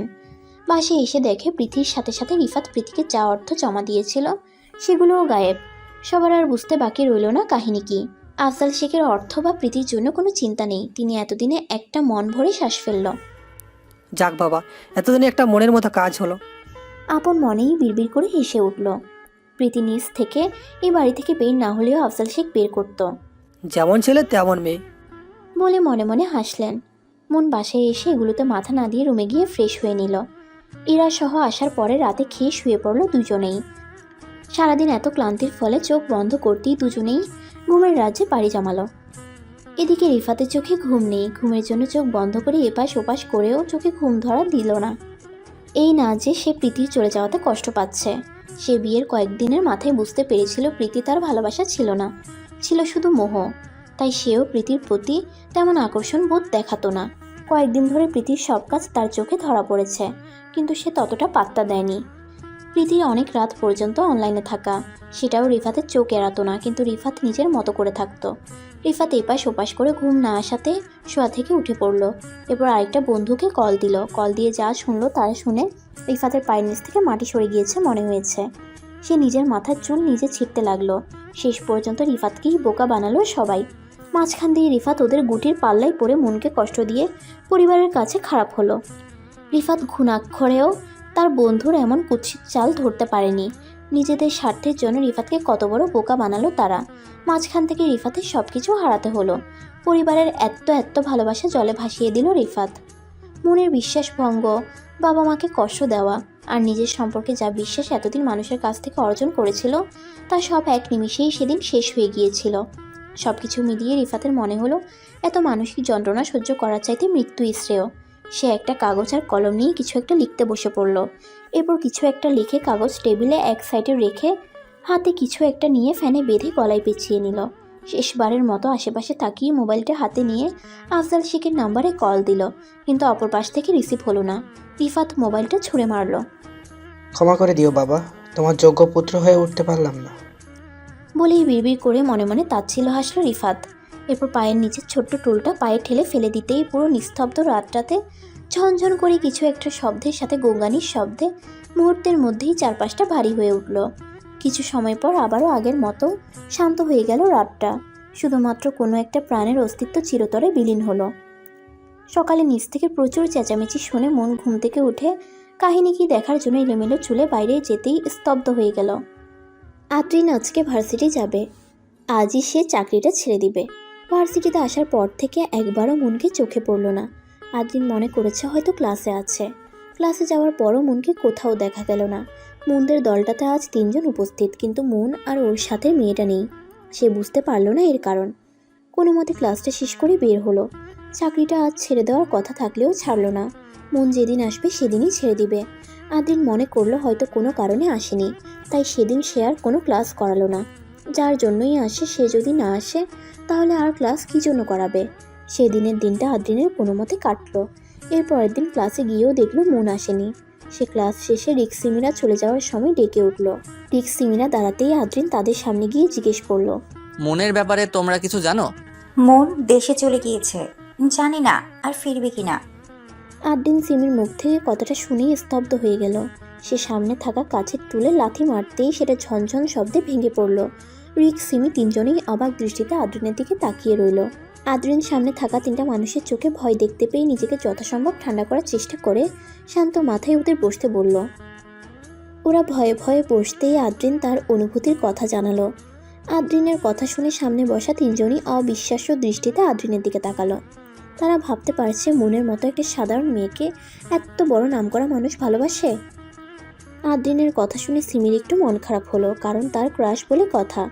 কিন্তু পরবর্তীতে মনের কথা ভাবতেই 3 জনেই উৎফুল্ল হয়ে গেল। আদ্রিন ওদের কাছ থেকে ইরার বাংলাদেশি নাম্বার নিয়ে ওই অবস্থায় রেখে বেরিয়ে নিজের বাড়ির দিকে হাঁটা ধরল। তার মনটা আজ ভীষণ খারাপ, তবুও সে হাল ছাড়বে না। জীবনের প্রথম এমন অনুভূতি হয়েছে, সেটাকে সে কোনো মতেই হারাতে দিবে না। যার দরুন সুদূর বাংলাদেশে যেতে হলেও সে রাজি। বাসায় এত পুলিশকে বিদায় দিয়ে আফজাল শেখ রিফাতের সামনে থুতনিতে হাত রেখে বসে রইল। পাশেই আফজাল শেখের স্ত্রী রোকসানা বেগম মুখে আঁচল চেপে কান্না করছে। রোকসানা বেগমের কান্নার মাঝে মাঝে হিচকির আওয়াজে আফজাল শেখ চ আকারে বিরক্ত সূচক শব্দ তুলে ধমকে উঠল। এমন প্যাঁচ শব্দ তুলবে না তো রক্সানা, এখান থেকে চলে যাও। আফজাল শেখের কথা শুনে রোকসানা বেগম অন্য সময় চুপ থাকলেও এখন আর পারছে না। সে কান্নার মাঝেই তেলে বেগুনে জ্বলে উঠল। তোমার কি মায়াদয় একদম নেই? ছেলেটা সুইসাইড করতে করতে বেঁচে গেল, আর আমি কাঁদবো না? তুমি তো শান্তিতে আসো। হ্যাঁ, আমি শান্তিতে আছি। এত পুলিশদেরকে থামিয়েছে, তুমি না কি আমি? ছেলেটা কেমন ভয়ানক হয়েছে ভাবতে পারছো? তার বউ চলে যাওয়ায় সে আত্মহত্যার চেষ্টা করেছে, আর আমরা বুঝি তার কেউ না। ফাঁসিতে ঝোলার আগে তার কি একবারও আমাদের কথা মনে হয়নি? সে যদি আজ মারা যেত তাহলে ফাঁসতাম আমি, কারণ তার মোবাইলে কল লিস্টে প্রথম আমার নামটাই ছিল। এরপর আফজাল শেখ প্যাডে শোয়া রিফাতের দিকে এগিয়ে গিয়ে বলে উঠল, আরে তোর উপর একটু রাগ করেছিলাম, আর তুই সেই রাগকে সত্যিকারে ভেবে ফেললি বাবা। কেন বাবা? কোনো বাবা মাই তার সন্তানের খারাপ চায় না। ওই মেয়েটাকে প্রথম দিনই আমি বুঝেছি কোনো ঘাপলা নিশ্চয়ই আছে। আর আমাদের মুনমা ওই মেয়ে থেকে কিসে কম ছিল তুই বল? এখন কে কষ্ট পাচ্ছে, তুই নাকি আমরা? আমি কয়েকদিন তোর উপর রাগ রেখেছি, এরপর তো আর কোনোদিন কোনো কথা বলিনি ওই বিষয়ে। কেন ফাঁসিতে নিতে গেলি বাবা? আজ এই যাত্রা যদি তুই বেঁচে না ফিরতি তাহলে ভাবতে পারছিস এই পরিবার, এই মানুষগুলো কেমন ভেঙে পড়তো? তোর মা তো কাঁদতে কাঁদতেই শেষ হয়ে যেত, এই পরিবারটা ছন্ন ছাড়া হয়ে যেত। তুই শেখ পরিবারের বড় ছেলে হয়ে যদি না বুঝিস তাহলে আর বাকিগুলো কি করবে? আমার আর কিছু বলার নেই বাপ, বোঝার ক্ষমতা আমাদের চেয়ে তোর বেশি আছে। বলেই আফজাল শেখ বেরিয়ে যেতে নিলে রিফাত পেছন দিক থেকে ডেকে উঠল। আফজাল শেখ ফিরতেই রিফাত এগিয়ে আফজাল শেখকে জড়িয়ে ধরে কেঁদে উঠল। রিফাত একে একে সব বলতে লাগলো সবার সামনে। মূলত রিফাতের যে বন্ধুটা প্রীতিকে পাওয়ার জন্য মনের সাথে 2 বছর অভিনয় করতে বলেছিল, সে অনেক জঘন্য মনের একজন। আকাশ নাম তার। প্রীতির সাথে তার অনেক আগে থেকেই সম্পর্ক ছিল। রিফাত যখন প্রীতিকে পছন্দের কথা আকাশকে জানায়, আকাশ তখন রিফাতকে শর্ত দেয়, প্রীতিকে পেতে হলে মনের সাথে 2 বছর অভিনয় করতে হবে, বিনিময়ে প্রীতিকে পাবে। রিফাত প্রীতিকে দেখে এত বেশি মুগ্ধ হয়ে গিয়েছিল যে সে হিতাহিত জ্ঞান হারিয়ে রাজি হয়ে যায়। আকাশের রিফাতকে এমন শর্ত দেওয়ার কারণ হচ্ছে, প্রীতির সাথে সম্পর্কে জড়ানোর আগে আকাশ মনের পেছনে 2 বছর ঘুরেছিল, কিন্তু মন আকাশের সাথে সম্পর্কে জড়ায়নি। আর তার উপর একদিন আকাশ মনের হাত ধরায় মন রাস্তায় সবার সামনে আকাশকে থাপ্পড় দিয়েছিল, যেটা আকাশকে ক্ষোভে পরিণত করেছে। তার মনের উপর একটা চাপা ক্ষোভ থেকে গিয়েছিল। এরপর সে প্রীতির সাথে সম্পর্কে জড়ায়। প্রীতিকে তার পরিবার থেকে বিয়ের চাপ বেশি দেওয়ায় তখন আকাশ বুদ্ধি করে রিফাতের সাথে প্রীতির প্ল্যান অনুসারে পরিচয় করায়। এরপর প্রীতি রিফাতের সাথে সম্পর্কে যাওয়ার অভিনয় করে। আকাশ বলেছিল মনের বিয়ের দিনই রিফাত প্রীতিকে পুরোপুরি পাবে, হয়েছেও সেটা। তবে বিয়েটা নকল ছিল, যা রিফাত বুঝতে পারেনি, কারণ কাজে আকাশই এনেছিল। আসলে প্রীতির পরিবার থেকে অন্য জায়গায় বিয়ের চাপ আসায় রিফাতের সাথে বিয়ের নাটক করে একটা থাকার জায়গা হিসেবে রিফাতের বাড়িতে উঠেছিল, কারণ তখনও আকাশ বেকার ছিল। তাই আপাতত রিফাতের সাথে নাটক করে তার বাসায় উঠেছিল প্ল্যান করে। শুধু তাই নয়, রিফাতের বাসায় প্রীতির হাতের কাছে যা অর্থ পাবে তার সব নিয়ে একদিন প্রীতি আকাশ দুজনে অনেক দূরে চলে যাবে। শেষ পর্যন্ত তাদের আশা সফল হয়েছে। পরিবারের সবাই রিফাতের কথা শুনে স্তব্ধ হয়ে গেল। তারা কোনোদিন কল্পনায়ও এমন কিছু আনেনি। রিফাত আফজাল শেখের দিকে এগিয়ে গিয়ে হাঁটু মুড়ে বসে পড়ল। বাবা, আমাকে ক্ষমা করে দিও, আমি আর এমন কাজ করতে যাব না। আমি মানসিক যন্ত্রটায় এতটাই অন্ধ হয়ে গেছি যে সে সময় কি করব আমি ভাবতে পারিনি। বলেই রিফাত রুমে থাকা প্রতিটি সদস্যের দিকে তাকিয়ে হাত জোর করে ক্ষমা চাইল। রিফাত মনের দিকে এগিয়ে গেল, মনকে উদ্দেশ্য করে বলে উঠল, আমায় ক্ষমা করে দিস মন। আমি তোকে আমার বোনের নজরে দেখতাম, মোহের টানে হিতাহিত জ্ঞান হারিয়ে তোর সাথে প্রেমের নাটক করেছিলাম। মাঝখানের এই 2টা বছর ভুলে যা। আমি আগের মতোই বড় ভাই হিসেবে তোকে আগলে রাখবো, প্রমিস করছি। এই বিশ্বাসটা কোনোদিন ভঙ্গ করব না। আজীবন তোর বড় ভাই হয়ে থাকবো। আমি তোকে সবসময় বোনের নজরে দেখেছি, উপরে প্রেমের অভিনয় করলেও মনে মনে তোকে বোন হিসেবে মেনে এসেছি। আমাকে ক্ষমা করে দিস মন, একটা শেষবারের মতো সুযোগ দে আমায় প্লিজ। বলেই কাঁদতে কাঁদতে রিফাত মনের পায়ের নিচে বসে পড়ল। রিফাতের কান্না দেখে পরিবারের প্রতিটি সদস্যের চোখে পানি এসে গেল। মনের পাশে ইরা দাঁড়িয়েছিল, তার চোখেও পানি। সে এতক্ষণে যা বোঝার বুঝে ফেলেছিল। মন এখান থেকে যাওয়ার কারণটা ইরাকে বলেছিল। ইরা মনের দিকে তাকিয়ে একটু সরে দাঁড়ালো। তার এই ছেলেটার জন্য বড্ড মায়া লাগছে। এক অদ্ভুত মায়া জন্মে গেছে অল্প সময়ে এই ছেলেটার প্রতি। মাঝখান দিয়ে কতটা না কষ্ট পেল এই ছেলেটা। মনের 2 চোখ বেয়ে অঝোর ধারায় অশ্রু গড়িয়ে পড়তে লাগলো। সে তো এটাই চেয়েছিল সব আগের মতোই হয়ে যাক। এরপর রিফাত মনের মা রাশিদা ইসলামের কাছে গিয়ে তার হাত দুটো নিজের হাতের মুঠোয় নিয়ে বলে উঠল, আমায় ক্ষমা করে দিও চাচিমা, না বুঝে মনের সাথে অন্যায় করে তোমাকে নিজের অজান্তেই কষ্ট দিয়ে ফেলেছি। রাশিদা ইসলাম মারার ভঙ্গিতে বলে উঠল, এই ছেলে, মায়েরা কোনোদিন তাদের সন্তানদের উপর রাগ করে থাকতে পারে না। তুইও আমার সন্তান, তোর উপর কিসের রাগ, মার খাবি। এরপর রোকসানা বেগম হেসে রিফাতের দিকে এগিয়ে আসতেই রিফাত মাকে গিয়ে জড়িয়ে ধরল। রাশিদা ইসলাম রিফাতের উদ্দেশ্যে বলে উঠল, কি খাবি, কি বানাবো বল? আজ তোর মেজমা তোর পছন্দের রান্না করবে। রিফাত হেসে উত্তর দিতেই তিনি ইরার দিকে এগিয়ে গেলেন। ইরাকে জিজ্ঞেস করতেই ইরা উৎফুল্ল কণ্ঠে তার পছন্দের কথা জানালো। এরপর শেখ পরিবারের সব বউরা মিলে রান্না করার উদ্দেশ্যে রান্নাঘরে চলে গেল। আজ তারা সব যা মিলে আবারও আগের মতো হাসি খুশিভাবে মিলেমিশে রান্না করবে। আর পোলাপাইন সব আড্ডা দিতে বসে পড়ল। আবারও সুখ ফিরে এলো শেখ পরিবারে। ইরাকে দূর থেকে এসব দেখতে দেখে মন রিফাত দুজনেই তাদের আড্ডার আসরে ইরাকে ডাকলো। ইরা যেতেই আসর জমে উঠল। সেদিন সকালে ঘুম থেকে উঠে মন এলোমেলো চুলে ড্রয়িং রুমে যেতেই ভূত দেখার মতো চমকে উঠল। মন নিজের চোখের ভ্রম ভেবে দুহাত দিয়ে ভালোভাবে চোখ কচলে নিল। এটা ভ্রম নয়, মানুষটা সত্যিই এসেছে, কিন্তু কিভাবে সম্ভব? এই সুদূর দেশে মনের আয়ত্তে আসলো না কিছুই। তার সোফা থেকেই কিছু দূরে আরেকটা সোফায় মানুষটা আর আফজাল শেখ হেসে হেসে গল্প করছে। আফজাল শেখ বাংলায় কথা বলছে। আদ্রিন একটু আধটু বুঝলেও পুরোপুরি বুঝতে পারছে না।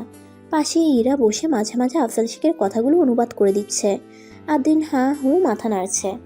মনের আর বুঝতে বাকি রইল না মানুষটা বাংলাদেশে, তাও মনের বাসায়। এদের পাশে ইরাকে বসে থাকতে দেখে মন বুঝতে পারলো এই সব কিছু ইরার দ্বারাই সম্ভব। এই অবস্থায় মনের রিয়াকশন কেমন হওয়া উচিত সে বুঝতে পারছে না। তার মানে ইরা সব কিছুই জানতো, ইরা জেনেও মনকে কিছু বলেনি। মনকে দেখতেই আফজাল শেখ ডাক দিল। আদ্রিনের দৃষ্টি তখন মনের মধ্যেই আবদ্ধ। মন এগিয়ে যেতেই আফজাল শেখ উৎফুল্ল কণ্ঠে বলে উঠল, মন মা, চিনেছিস আদ্রিন বাবাকে? মনের খটকা লাগলো।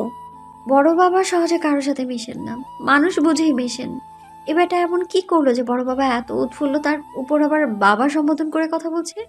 মনকে অন্য মনস্ক হয়ে দাঁড়িয়ে থাকতে দেখে ইরা বসা থেকে উঠে দাঁড়িয়ে মনের উদ্দেশ্যে বলে উঠল, মন, আমাদের আদ্রিন স্যারকে চিনিস নাই? চিনবো না কেন? উনিই তো সবসময় আমাকে শাস্তি দিত, তাকে কি ভোলা যায়? মনের কথা শুনে ইরার মুখ পানছুটে হয়ে গেল। আর আফজাল শেখ ভ্রুকুচকে তাকিয়ে জিজ্ঞাসু দৃষ্টিতে বলে উঠল, কি? মনের কথা আদ্রিন ভালোভাবে বুঝতে পারেনি, যার ফলে সে পাত্তা না দেওয়ার ভঙ্গিতে সোফায় আগের মতোই বসে রইল। কিন্তু ইরা কি করবে বুঝতে পারছে না। এখন এই বাসায় আদ্রিনকে রাখার সম্পূর্ণ দায়িত্ব ইরার। তার মাথায় আসছে না কি বলবে। এদিকে মনকে ভার্সিটিতে আদ্রিন বিনা কারণে শাস্তি দিত, সেটা শুনলে আফজাল শেখ নিশ্চিত রেগে যাবে। তিনি জিজ্ঞাসু দৃষ্টিতে ইরার দিকে তাকিয়ে রইল। ইরা মনের দিকে তাকিয়ে বিড়বিড় করে উঠল, সুযোগ বুঝে কোপটা মারলি? মন দুহাত বুকে গুজে সামনে আদ্রিনের দিকে তাকালো, যার অর্থ এবার বুঝবে সব, আমাকে বিনা কারণে শাস্তি দেওয়ার মজা। আদ্রিন মনের তাকানো দেখে কি বুঝলো বোঝা গেল না। সে মনের তাকানোকে পাত্তা না দিয়ে মনকে পাল্টা হাসি দিয়ে ইরার দিকে তাকালো, যার অর্থ এই বাসায় আমায় কিভাবে রাখবে সেটার দায়িত্ব তোমার। মাঝখানে পড়ে ইরা ভয়ে গুটিসুটি মেরে দাঁড়িয়ে রইল। সে মনের দিকে তাকিয়ে ইশারা করলো যাতে এবারের মতো তাকে বাঁচিয়ে নেয়। আফজাল শেখ এখনো ইরার দিকে তাকিয়ে আছে। ইরা ভয়ে ভয়ে বলে উঠল, আসলে আঙ্কেল, মন ক্লাসে পড়া শিখে যেত না, যার ফলে আদ্রিন স্যার সবসময় শাস্তি দিত, সেই কথাই বলছে মন।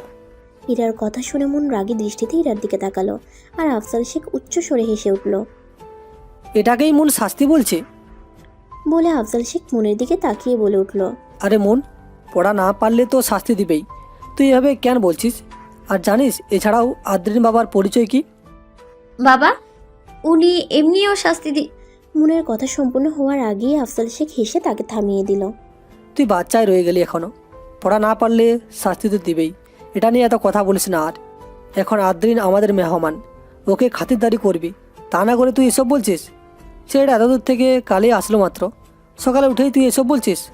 আর উনি তোদের টিচার না? আফজাল শেখের কথায় মনের মুখ পানছুটে আকার ধারণ করলো। সে আর কথা আগানোর সাহস পেল না, ভয়ে চুপসে গেল। এখন যা, ওর কিছু ভালো খাবার রান্না করতে বল তোর বড় মারদের। আর গিয়ে বল আদ্রিন ঘুম থেকে উঠেছে, নাস্তার ব্যবস্থা করতে। আফজাল শেখের কথা শুনে মন রাগী দৃষ্টিতে একবার ইরার দিকে তাকালো, যার অর্থ সবকিছুর মূল তুই। ইরা মনের তাকানোর অর্থ বুঝতে পেরে মাথা নিচু করে ফেলে। এরপর মন রান্নাঘরের উদ্দেশ্যে পা বাড়ানোর আগে আদ্রিনের দিকে রাগী দৃষ্টি নিক্ষেপ করলো। আদ্রিন মনের তাকানোকে পাত্তা না দিয়ে পায়ের উপর পা তুলে আর একটু আরাম করে বসে মোবাইলের দিকে দৃষ্টি দিল। মন আর কাউকে না পেয়ে রান্নাঘরে গিয়ে দেখলো বড় মারা সবাই একসাথে রান্নার কাজে ব্যস্ত। মন গিয়ে বলে উঠল, কি একটা জানি আসছে, ওনার জন্য নাস্তার ব্যবস্থা করতে বলেছে বড় বাবা। আর আমাকেও কিছু খেতে দাও, সকালে উঠে এখনো কেউ আমাকে কিছু খেতে দেয়নি। মনের কথা শুনে সবাই আদ্রিনের জন্য নাস্তা নিতে ব্যস্ত হয়ে পড়ল। মন সবার এত তাড়াহুড়ো দেখে অবাক দৃষ্টিতে তাকিয়ে রইল। এমনকি তার মাও মনের দিকে দৃষ্টি না দিয়ে আদ্রিনের জন্য নাস্তা বানাতে দৃষ্টি দিল। মন মায়ের দিকে এগিয়ে বলে উঠল, মা, আমাকে নাস্তা দিবে না? আমি এখনো কিছু খাইনি। ওই তো টেবিলে রাখছি, ওইখান থেকে নিয়ে খা। আমি ছেলেটার জন্য নাস্তা বানাচ্ছি, দেখছিস না? মায়ের এমন জবাবে মন অবাক দৃষ্টিতে মায়ের দিকে তাকিয়ে রইল। আজ মনের থেকে আদ্রিন বেশি হয়ে গেল। মন রাগী দৃষ্টিতে সবার দিকে তাকিয়ে রান্নাঘর ছেড়ে বেরিয়ে গেল। রান্নাঘরের কেউই মনের দৃষ্টিকে পাত্তা দিল না। তারা আদ্রিনের জন্য নাস্তা বানাতে দৃষ্টি দিল। মন ধপধপ করে পা ফেলে ড্রয়িং রুমের টেবিলে এসে নাস্তা নিয়ে খেতে বসলো। তার সামনেই আদ্রিন সোফায় পায়ের উপর পা তুলে আরামসে বসে মোবাইল স্ক্রোল করছে। বড় বাবা পত্রিকা পড়ছে, ইরাকে দেখা যাচ্ছে না, হয়তো মহাশয় রুমে। মনের ইচ্ছে করলো এখনই গিয়ে আদ্রিনের মাথা ফাটিয়ে দিতে। এমন কি আসছে যে বাসার কেউই মনকে পাত্তা না দিয়ে মানুষটাকে মাথায় তুলতেছে। মন নাস্তা চিবিয়ে চিবিয়ে আদ্রিনের দিকে রাগী দৃষ্টিতে তাকিয়ে রইল। এমন সময় বড় মারা সবাই মিলে আদ্রিনের জন্য টেবিলে নাস্তা নিয়ে আসলো। তারা এসে আদ্রিনকে সোফা থেকে টেবিলে নাস্তার উদ্দেশ্যে ডাকলো, সাথে আফজাল শেখকেও। আদ্রিন উঠে এসে মনের পাশে বসতেই মন চেয়ার ছেড়ে উঠে পড়ল।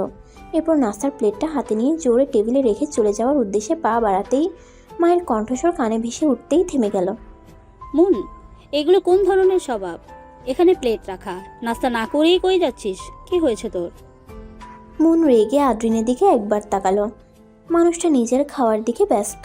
মন দাঁতের দাঁত চেপে চিবিয়ে বলল, কিছু না, যাকে খাওয়াচ্ছ তাকেই খাওয়াও। বলেই হনহন করে সিঁড়ি বেয়ে উঠে গেল। আদ্রিন মনের যাওয়ার দিকে তাকিয়ে বাঁকা হাসলো। আমাকে একা ওই দেশে রেখে আসার স্বাদ নাও। বিড়বিড় করে আওড়ালো। মন রুমে গিয়ে দরজা বন্ধ করে দিল। ইরাকে শুয়ে শুয়ে কানে ইয়ারফোন দিয়ে গান শুনতে দেখে তার রাগ আরও বেড়ে গেল। মন রাগ করেছে সেটা সবাইকে বোঝাতে হবে তো, তাই সে রুমের দরজাটা আবার খুলে সশব্দে আটকালো। কিন্তু তাতেও যখন ইরা চোখ খুলল না, মনের রাগ আরও বেড়ে গেল। সে দরজাটা আবার খুলে লাথি দিয়ে বন্ধ করলো।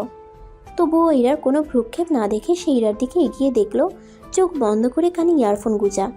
হাত দিয়ে বুঝতে পারলো ইরা ঘুম, আর কানের ইয়ারফোন নিয়ে শুনে দেখলো গান চলছে। মনের এদিকে 12টা বাজিয়ে আর উনি সুখের ঘুম দিচ্ছে। এটা তো হতে পারে না।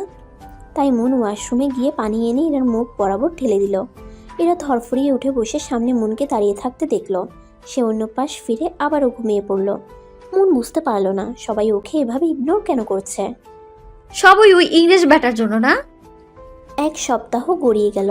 মনের একটা অভ্যাস হলো সে তার জীবনে সব কিছুই ডায়েরিতে লিখে রাখে। সেদিন আদ্রিন মনের রুম পেরিয়ে যাওয়ার সময় দরজা খোলা দেখে উকি দিয়ে দেখতে পেল কেউ নেই। দরজার পাশেই একটা গাঢ় নীল মলাটের ডায়েরি দেখে সেটা হাতে তুলে নিল। অন্যের ব্যক্তিগত জিনিসে হাত দিতে আদ্রিনের গায়ে লাগছে, কিন্তু মনের ডায়েরি ভেবে সে নিয়ে নিল। হোক না একটু অন্যায়।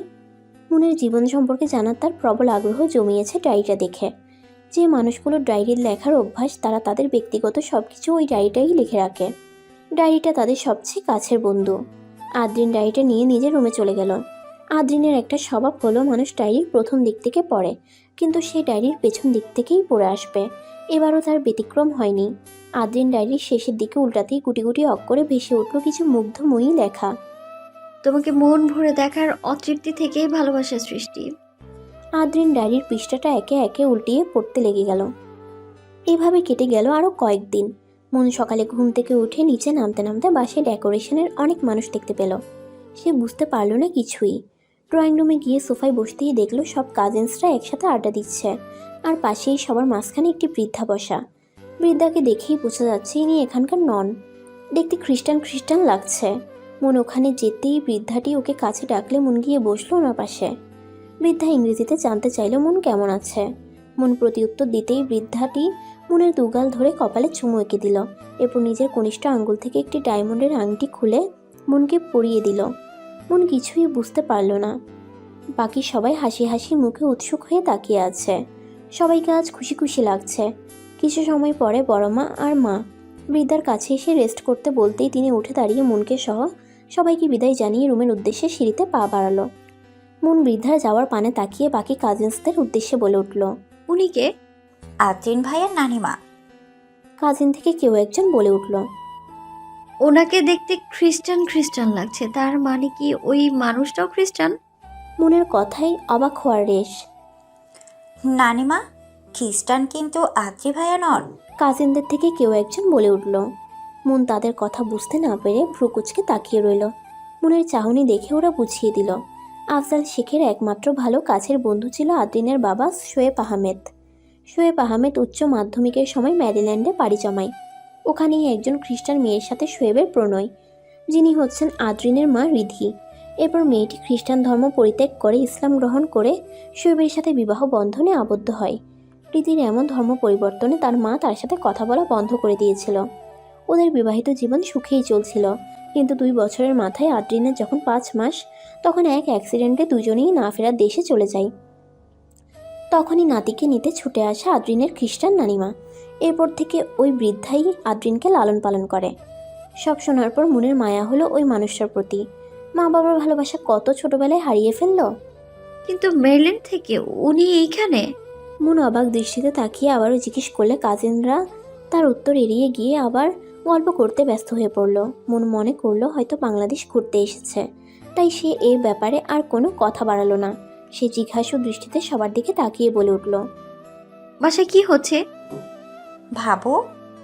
সবাই সমস্বরে মনের প্রতি উত্তর করলে মন কিছুক্ষণ থুতনিতে হাত রেখে ভাবুক দৃষ্টিতে সবার দিকে তাকিয়ে আবারও বলল, আজ তো তোদের মধ্যে কারো বার্থডে না, আর না কারো অ্যানিভার্সারি, তবুও বাসা সাজানোর উদ্দেশ্যটা কি? কি হচ্ছে বল না। ইদানিং সবাই আমার কাছ থেকে কথা লুকায়। আজকের সারপ্রাইজটা বিশেষ করে তোমার জন্য। সন্ধ্যা পর্যন্ত ধৈর্য ধরো।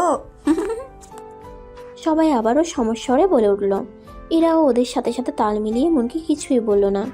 মন কিছু সময় সবার দিকে তাকিয়ে থেকে এরপর উঠে পড়ল। সে মায়ের রুমে গিয়ে মাকে জিজ্ঞেস করেও কোনো উত্তর পেল না। আস্তে আস্তে সন্ধ্যা ঘুরিয়ে আসলো। বাসা ভর্তি মেহমান আসছে। মন রুমে দরজা আটকে বসে রইল। মনের হঠাৎ করে আদ্রিনের কথা মনে পড়ল।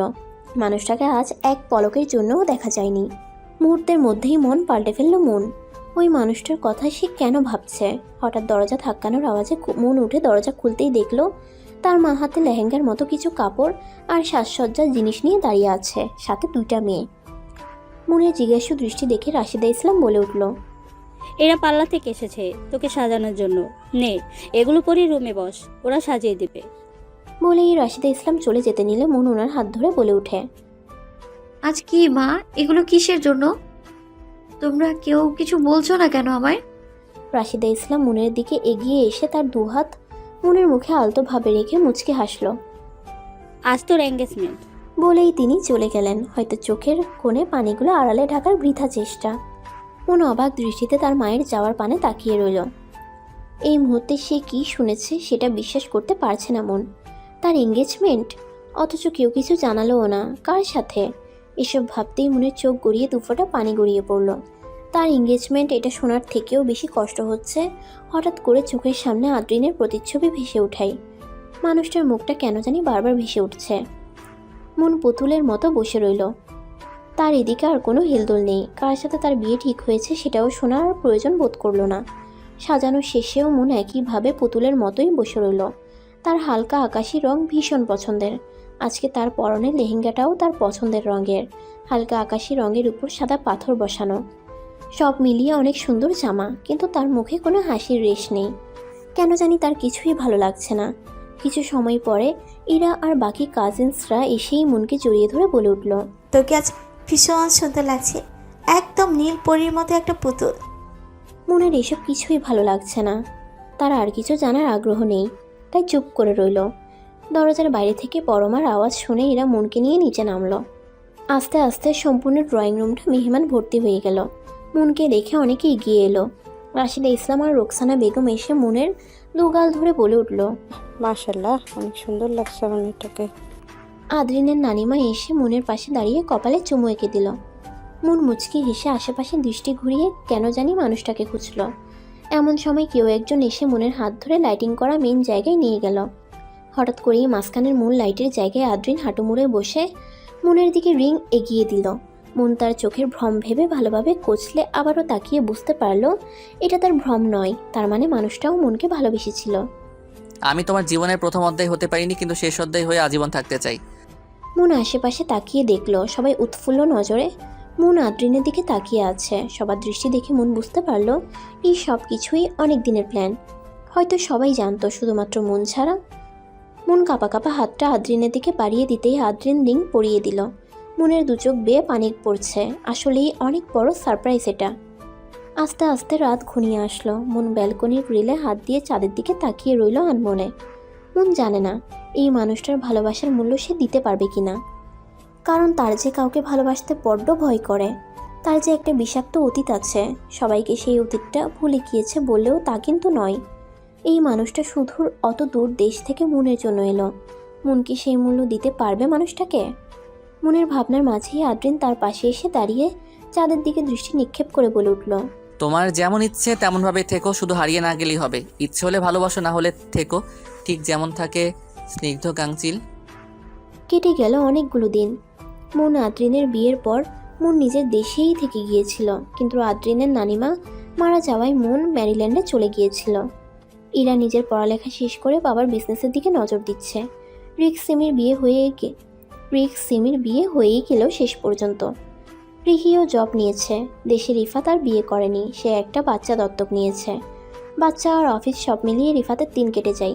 শুনেছে প্রীতি আর মা হতে পারবে না, তাই তার বর্তমান স্বামী আকাশ অন্য মেয়ের সাথে পরকীয়ায় জড়িয়ে প্রীতিকে অনেক অত্যাচার করত। শেষ পর্যন্ত প্রীতি আর সইতে না পেরে আকাশের বিরুদ্ধে মামলা করেছে। প্রীতি নিজের বাসায়ও আর ঠাঁই হয়নি। রিফাতের কাছে এসে মাফ চেয়েছিল, কিন্তু রিফাত আর সুযোগ দেয়নি।